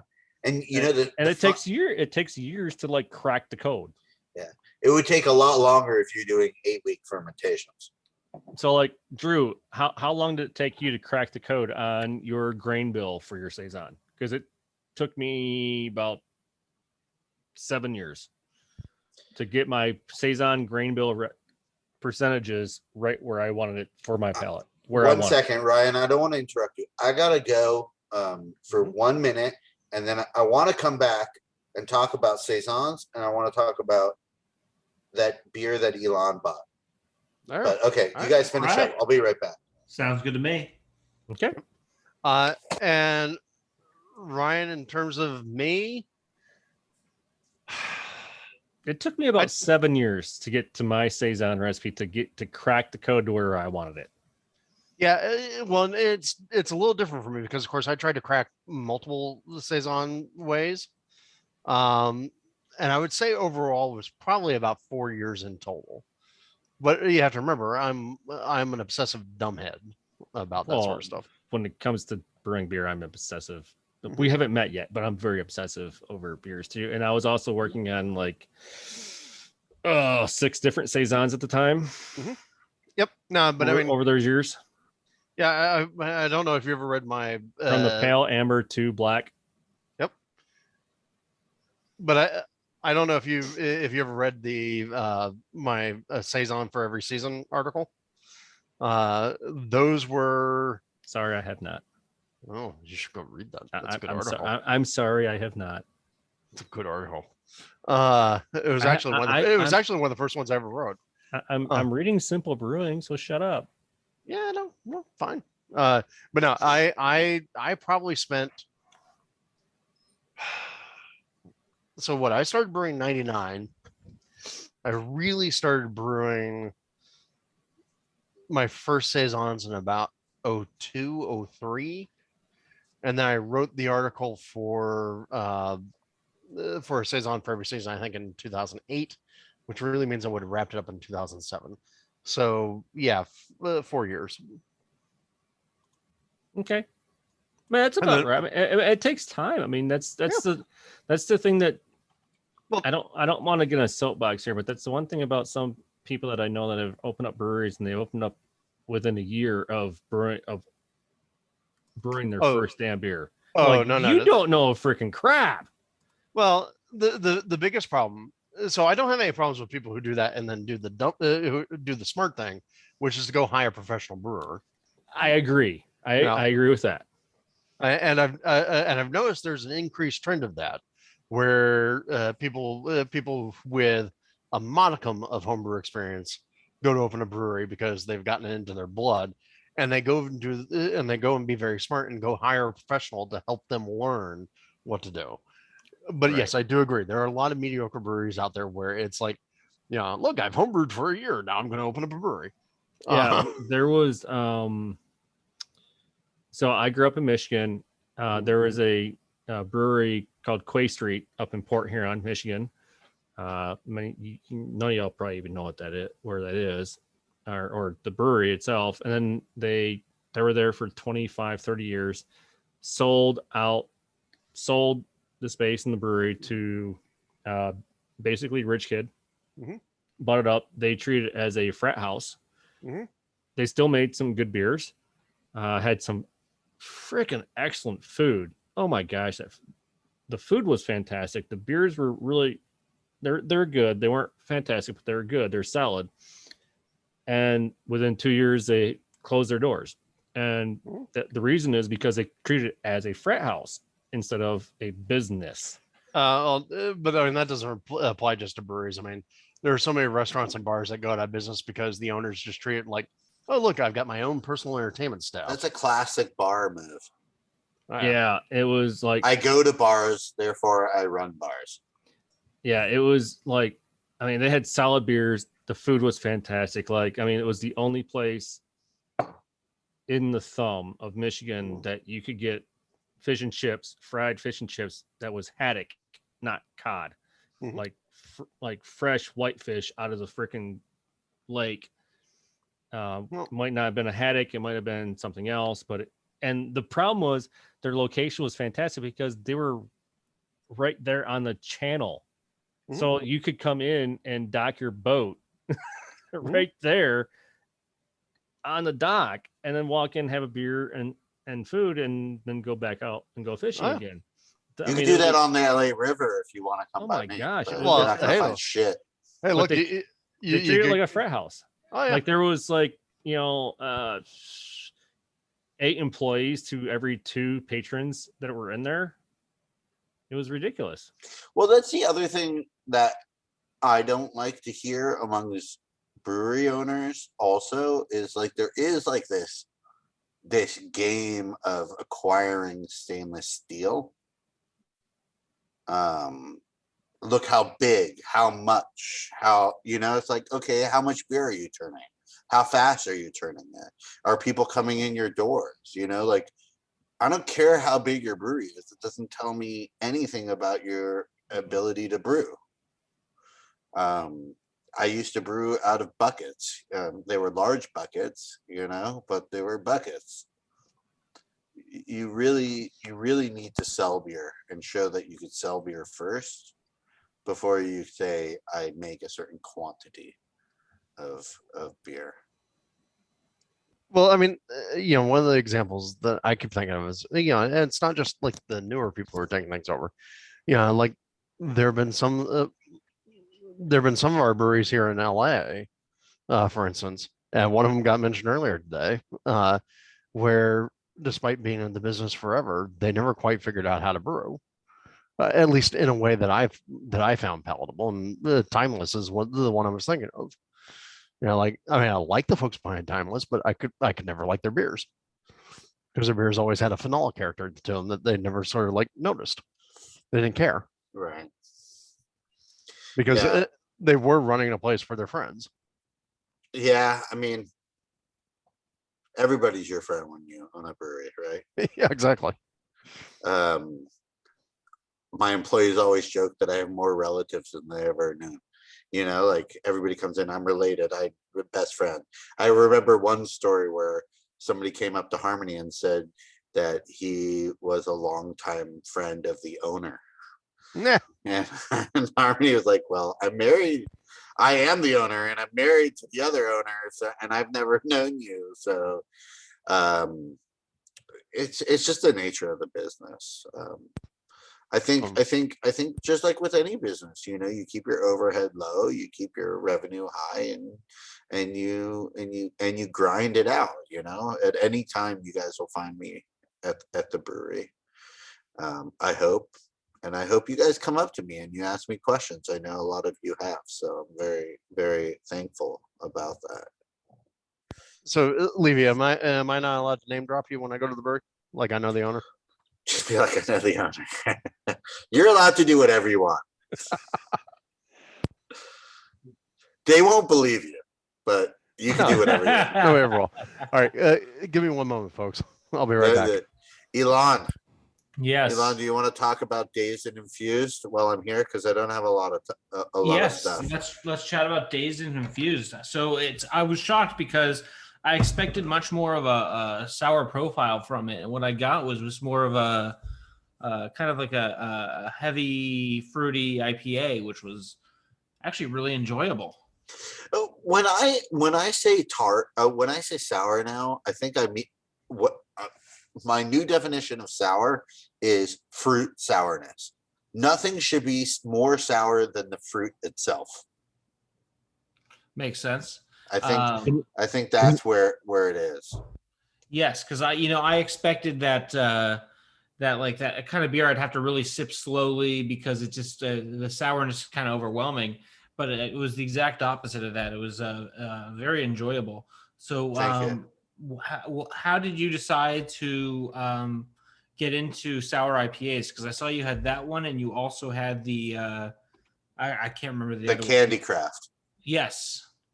Yeah, the Candy Craft is a blueberry, so it's Coconut and sour. vanilla. Yeah, coconut and vanilla. It's sour because I do a naturally fermented blueberry cider.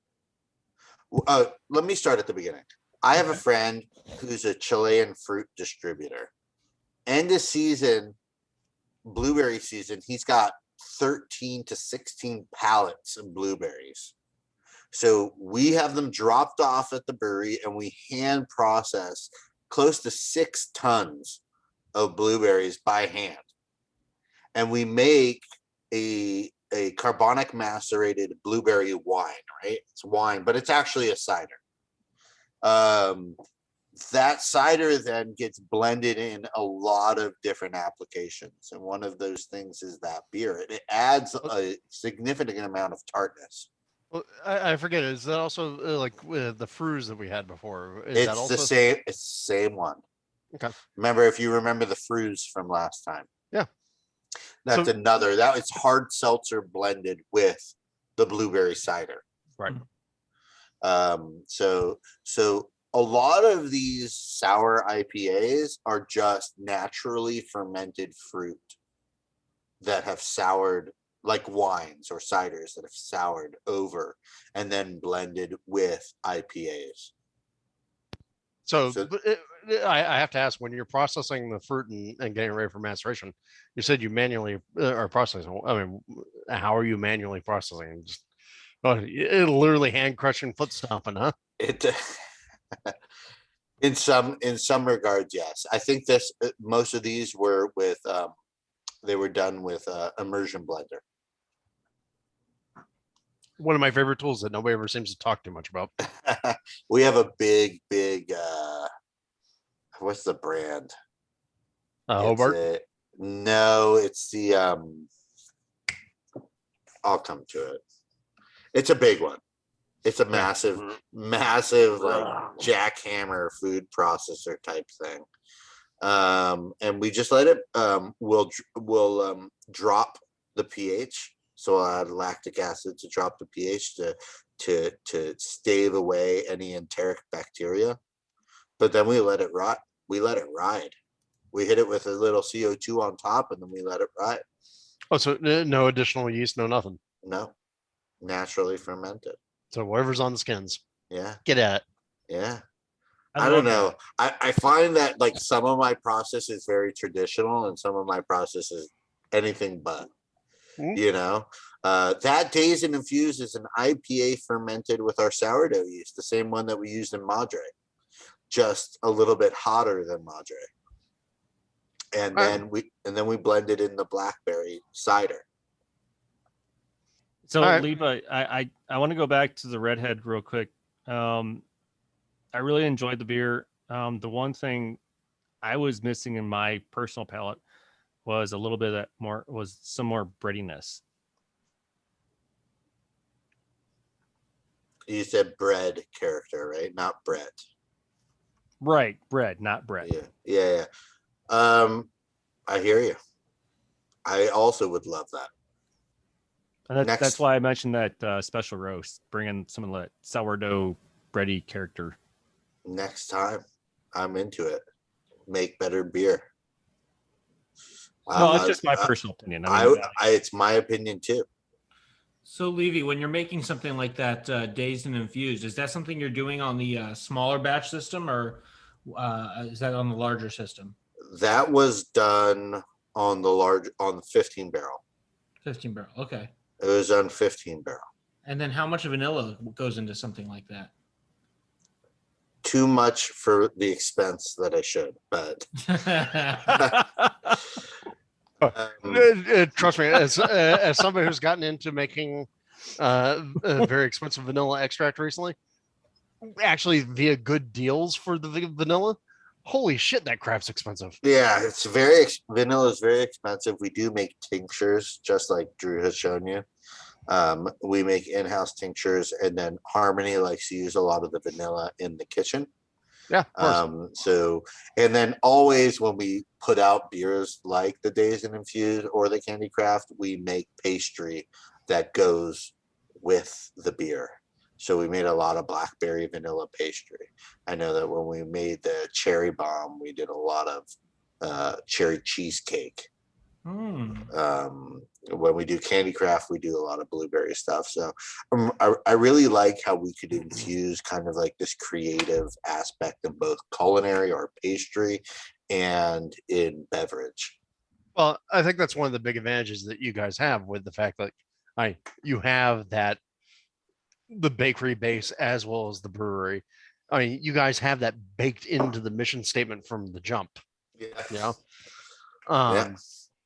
And that's what makes it a wonderland of the senses, you know, everybody who comes in, you know, you could have the whole gamut of experience. Yeah, absolutely. So Alon, do you have other questions about the sour IPAs or not necessarily about the sour IPA? I could probably talk about the mouse stash, but I think Levy probably has to go. Did you get some of that mama stash? I did. Best beer I ever made. Really? Best beer. Oh, I submitted it to GABF, and we haven't submitted to GABF in 4 years. But, can you talk about it? I will talk about it with you gladly. Let me grab it the bottle so they can see what it looks like. Tell us what it is. It is an epic beer, and I can't believe I have been able to produce beer like this. It is a blend of 2-year-old Milk the Mustache with Saison de Madre. And I remember the original Milk the Mustache, and of course I know de Madre. So that is called Mama Stash. I got it right here.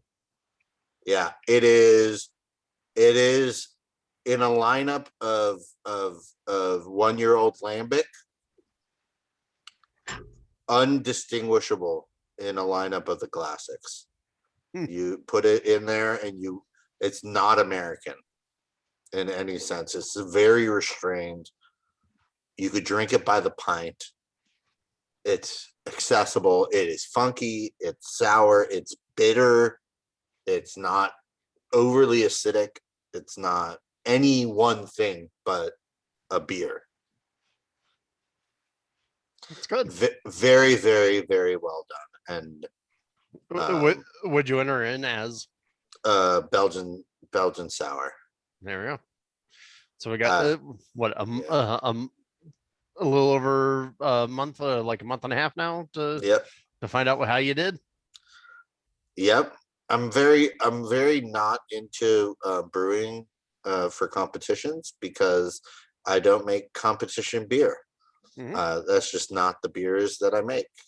It's not to style. Like, what style is Dazed and Infused? I think we kind of made it up.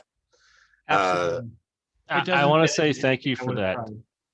And the reason why I say thank you for that is because I get beat up from time to time with some of my friends in homebrew clubs where I call them out because they only brew for competitions, and I tell you, and then I'm the asshole that says, well, if you're only brewing for homebrew, if you're only brewing for competitions for medals, then maybe you should think about doing something else. Yep. I mean, look, even for me, like, how long have I been in this game? I haven't entered a competition in 15 years just because I came to the realization that there's no point for me to enter competitions. And also, I don't make beers that do well in competitions. I'm doing my own shit.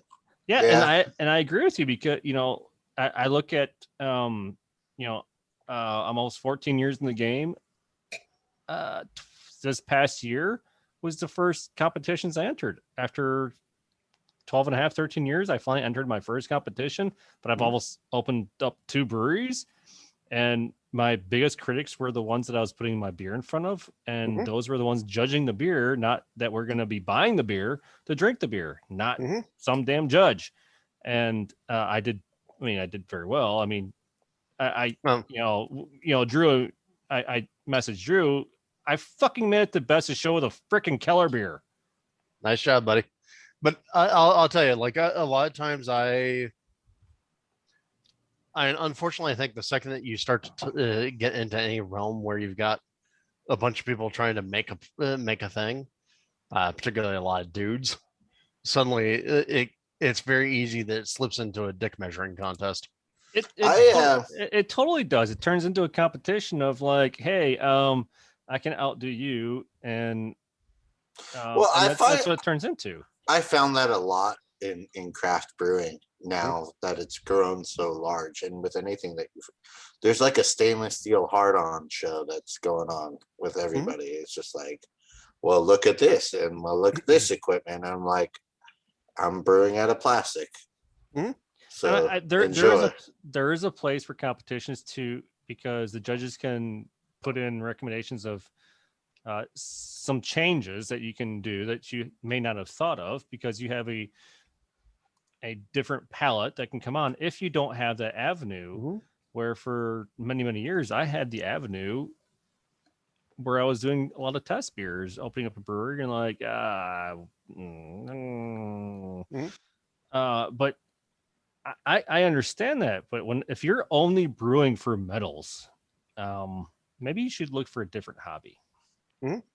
Well, except for, I mean, that's the thing. I brewing for metals, at least as a home brewer, is not my drive. However, I hesitate to say for homebrewers, hey, stop doing it if that's all you're doing. I would say that is definitely the case for breweries. I mean, because I'm not sure metals equal success by any metric. Oh, hell no, but there are still some people who will do it.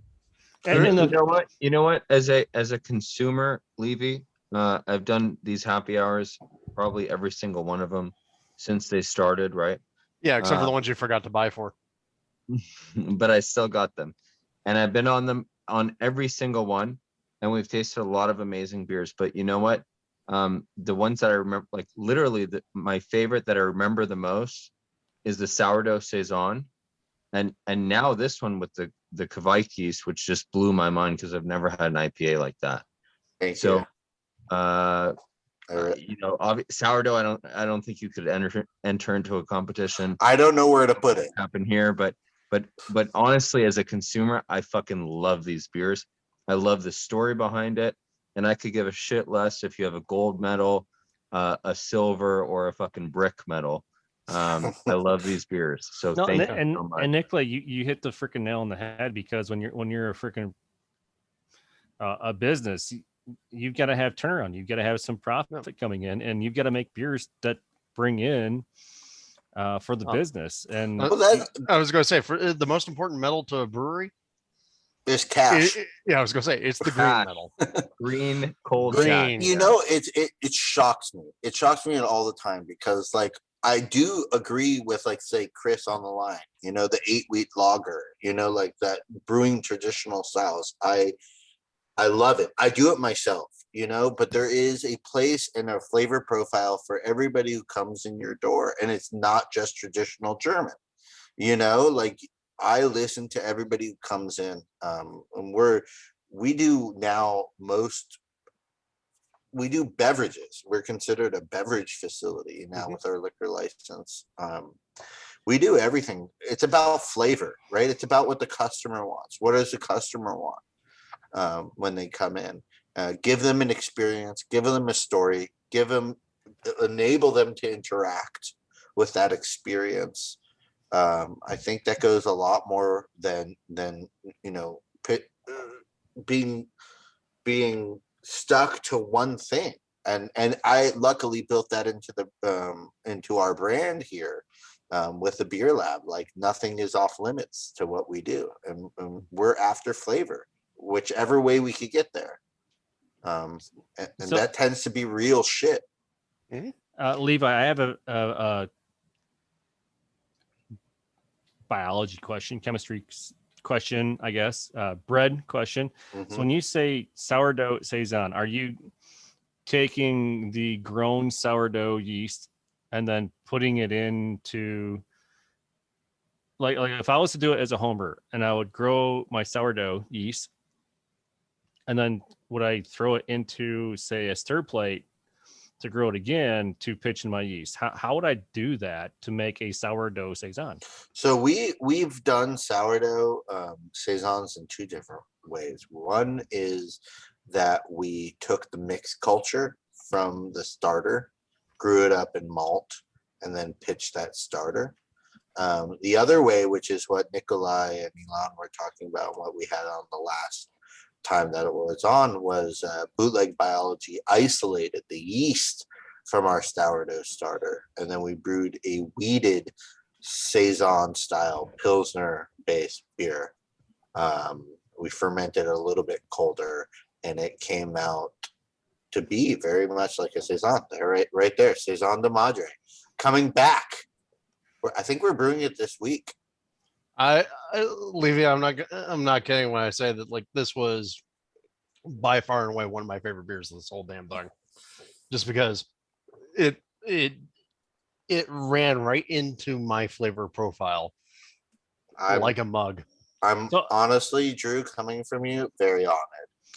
Especially with your saisons.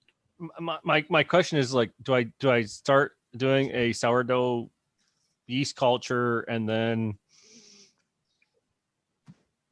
grow it even more and then pitch it? I mean, like, I'm trying to get this through my head because I'm so interested and so intrigued in doing it. Well, so we're very fortunate to have our sourdough bakery there. So we're constantly growing it, and we're selecting for the strongest yeasts. I think that's the best way to do it. I think the best way to do it is keep growing that sourdough starter, grow it up in malt several times. So don't use flour, use malt. Do like a wort, like a starter wort. Make a starter. Yeah, make a starter. Pitch the starter, wheat starter, slurry, into your starter wort. Get that going and propagating, and then hopefully you smell that and you're like, I like what I smell. That's the one you get, that nice funkiness. Yeah. Well, what you really want is, honestly, the funkiness will come because it's such a mixed culture. What you really want is to get that nice doughy, almost cidery fermentation quality out of it. If I took, because I have raw wheat here, if I use my raw wheat, use that as my sourdough starter, grow it for say 5-7 days, and then hit it on a starter, would be good. Yep. Okay. Yes. As long as you have a sourdough culture that you built up. Grab that freaking definitely grab those freaking natural yeast in the air and exactly. Levy, have you tried using that culture yeast on other styles of beer? Well, that's what we did with the IPA, that sour IPA that Elon grabbed. That's with that sourdough culture. Oh, that's right. That's what the saison yeast. Yeah. Yeah, I mean, that's what the sourdough yeast. Yeah, it turned out to be pretty tart. Like, I shouldn't say tart. Is that the only style you've done it on? Yes. I want to do more, but we've gone have you tried through. Experimented with it? I haven't, and it's in the plans. As Elon could contest to, it's we have gone through a pretty large expansion in the past 3 months, so I haven't been able to experiment as much as I would like to have. Yeah, I really wanted to get more of a look at what you had going on in there, but unfortunately I was in a little bit of a rush trying to get the beer back to everybody. And I think I was in a little bit of a rush doing. I forget what I was doing. I was doing something. Looked like brewing, but what do I know? I'm always brewing. Always. Maybe that's a chance for the club to come down there and. You guys are very welcome to come and see all the insanity that we're up to. Possible collaboration brew. I would love it.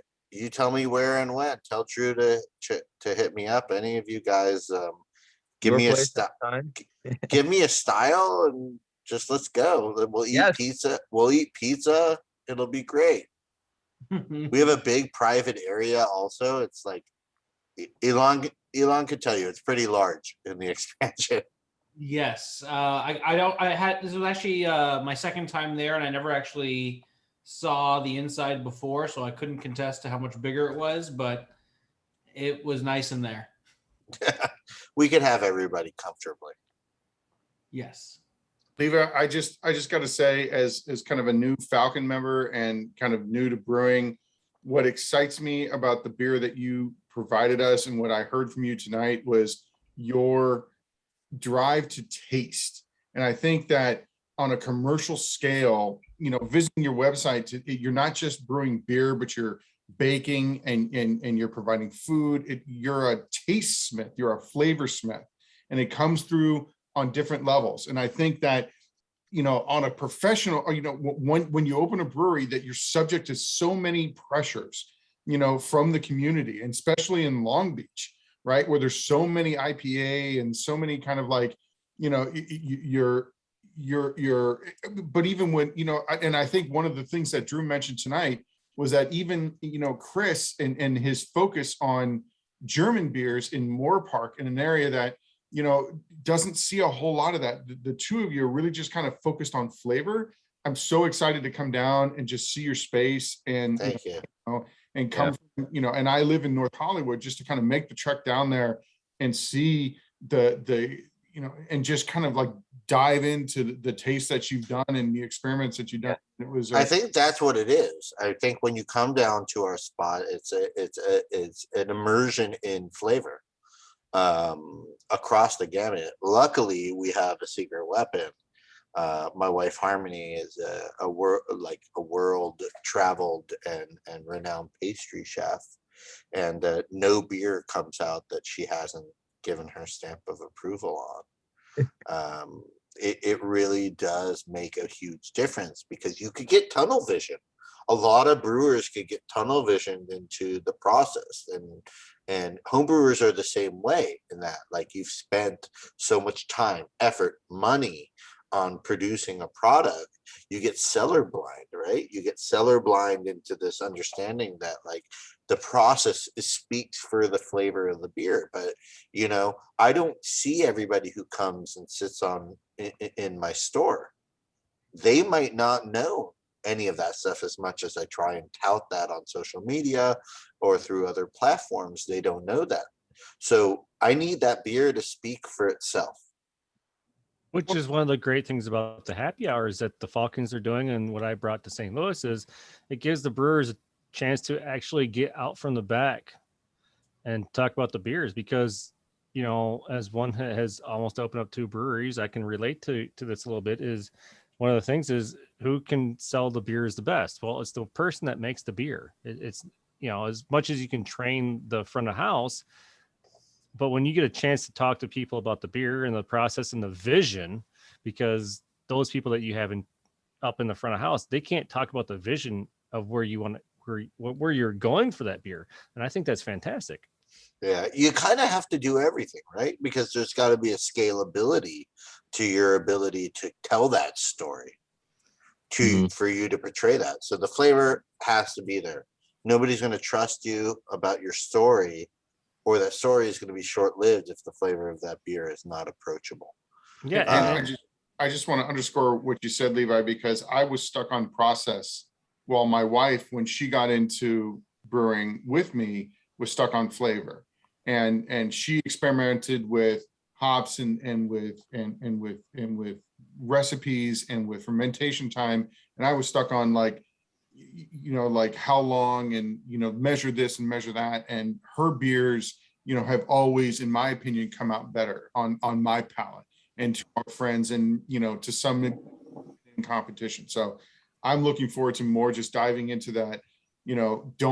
Don't follow the mold, just follow the taste, let the beer tell you where you're going to go, kind of thing. And I appreciated you sharing that tonight. Yeah, I think we talked about that earlier, Levi. And when I said earlier, and Levi, I think you'll agree with me, was let the beer talk to you. I mean, it does speak to you if you're willing to listen. And there's a lot of people out there that are so.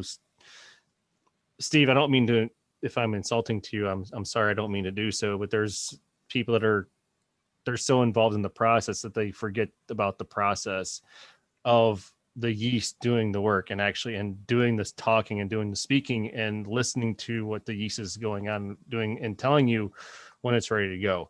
And I don't mean that to be insulting, but it's one of those things that is commonly forgotten, of letting the process take its course and letting the yeast do it talking, like, quake yeast, it works very, very fast, but it still has its own freaking process that it goes through. I mean, it's not as a long time frame as our conventional yeast that we're used to working with, because it's a very fast acting yeast. But when you look at lagers compared to ales, depending on what yeast it is, I mean, everything depends on the yeast. They all have their own time frame. It's a process, and you have to listen to the beer itself and not rush it. And that's where I think some small breweries will get in trouble, is they'll rush beers before they're ready. Yeah, I mean, it really is as simple as that. It's as simple as you understanding that it's not all about you, and that you could go ahead and listen to what the yeast is talking to you about, understand where the flavors are going. And I tell my brewers all the time, before they do a transfer, taste the beer. Did you taste the beer? Like, why are you transferring this beer? Like, the beer, you haven't tasted it. Why are you even working up this beer if it tastes like shit? Yeah. What are we doing here? Are we here to just make beer, or are we here to make the best beer that we can? It's the same as a cook. If you're not tasting your damn food during the process, then why are you cooking? Exactly. But Hey, Levy, I think you said something really interesting last time, and it's a little different than what you're saying tonight, but in a good way. I think there's a cool dichotomy. When you came last time, I was struck by the emotion of beer is literally the extension of you, and you're giving this live being, and it's a piece of your soul going into it. And then tonight it's like, but listen to it, because you don't control it; it really controls itself. Honestly, I love the dichotomy, and it's really cool.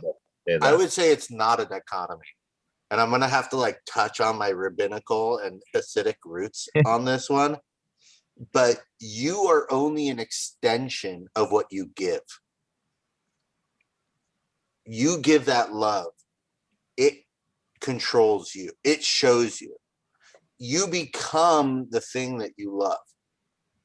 You know what I'm saying? So if you go ahead and let the beer speak for itself, right, and you give yourself, it treats you a certain way. You change. It's not going to change. Oh, I got it. You understand what I'm saying? You give it the life, and then it dictates what that life is. Exactly. And you play by its rules. And then it changes you. Interesting. Which is interesting, because if you change one little thing, it's a completely different thing. Man, that's the fragility. That's the fragility of what we have to deal with living objects. You just motivated me to brew even more. I'm so excited to see you down in Long Beach. I could speak with you all day. Thank you so much for your time. I really appreciate you. Hey, I really appreciate coming on here. I can't believe you guys brought me back. I hope that we could continue. Yes. I'm very, very stoked on this all. Yes. And thank you. Thank you very much. And collaboration brew and all that good stuff, right? Absolutely. I'm into it. I'm excited. Dude, Set it up. I loved your beers. I wish I could have got the first round, but I love these beers. Gosh, I love what you're doing. And I'm totally going to be working on a sourdough starter for a sourdough saison. Awesome, guys. Well, thank you very much. We'll see you guys around. For sure. And I say that because I have failed 3 times. 4, 5. No. I'm lying. I'm probably up to 10 failed sourdough starters because I forget about them. You can't. You got to give it. You got to give the love to get the love. Levy, thank I you. just forget about them. It was wonderful having you back. Thank you guys so much. Have a good one. Thanks, Levi. I'll see you around. Sure. Bye. Bye.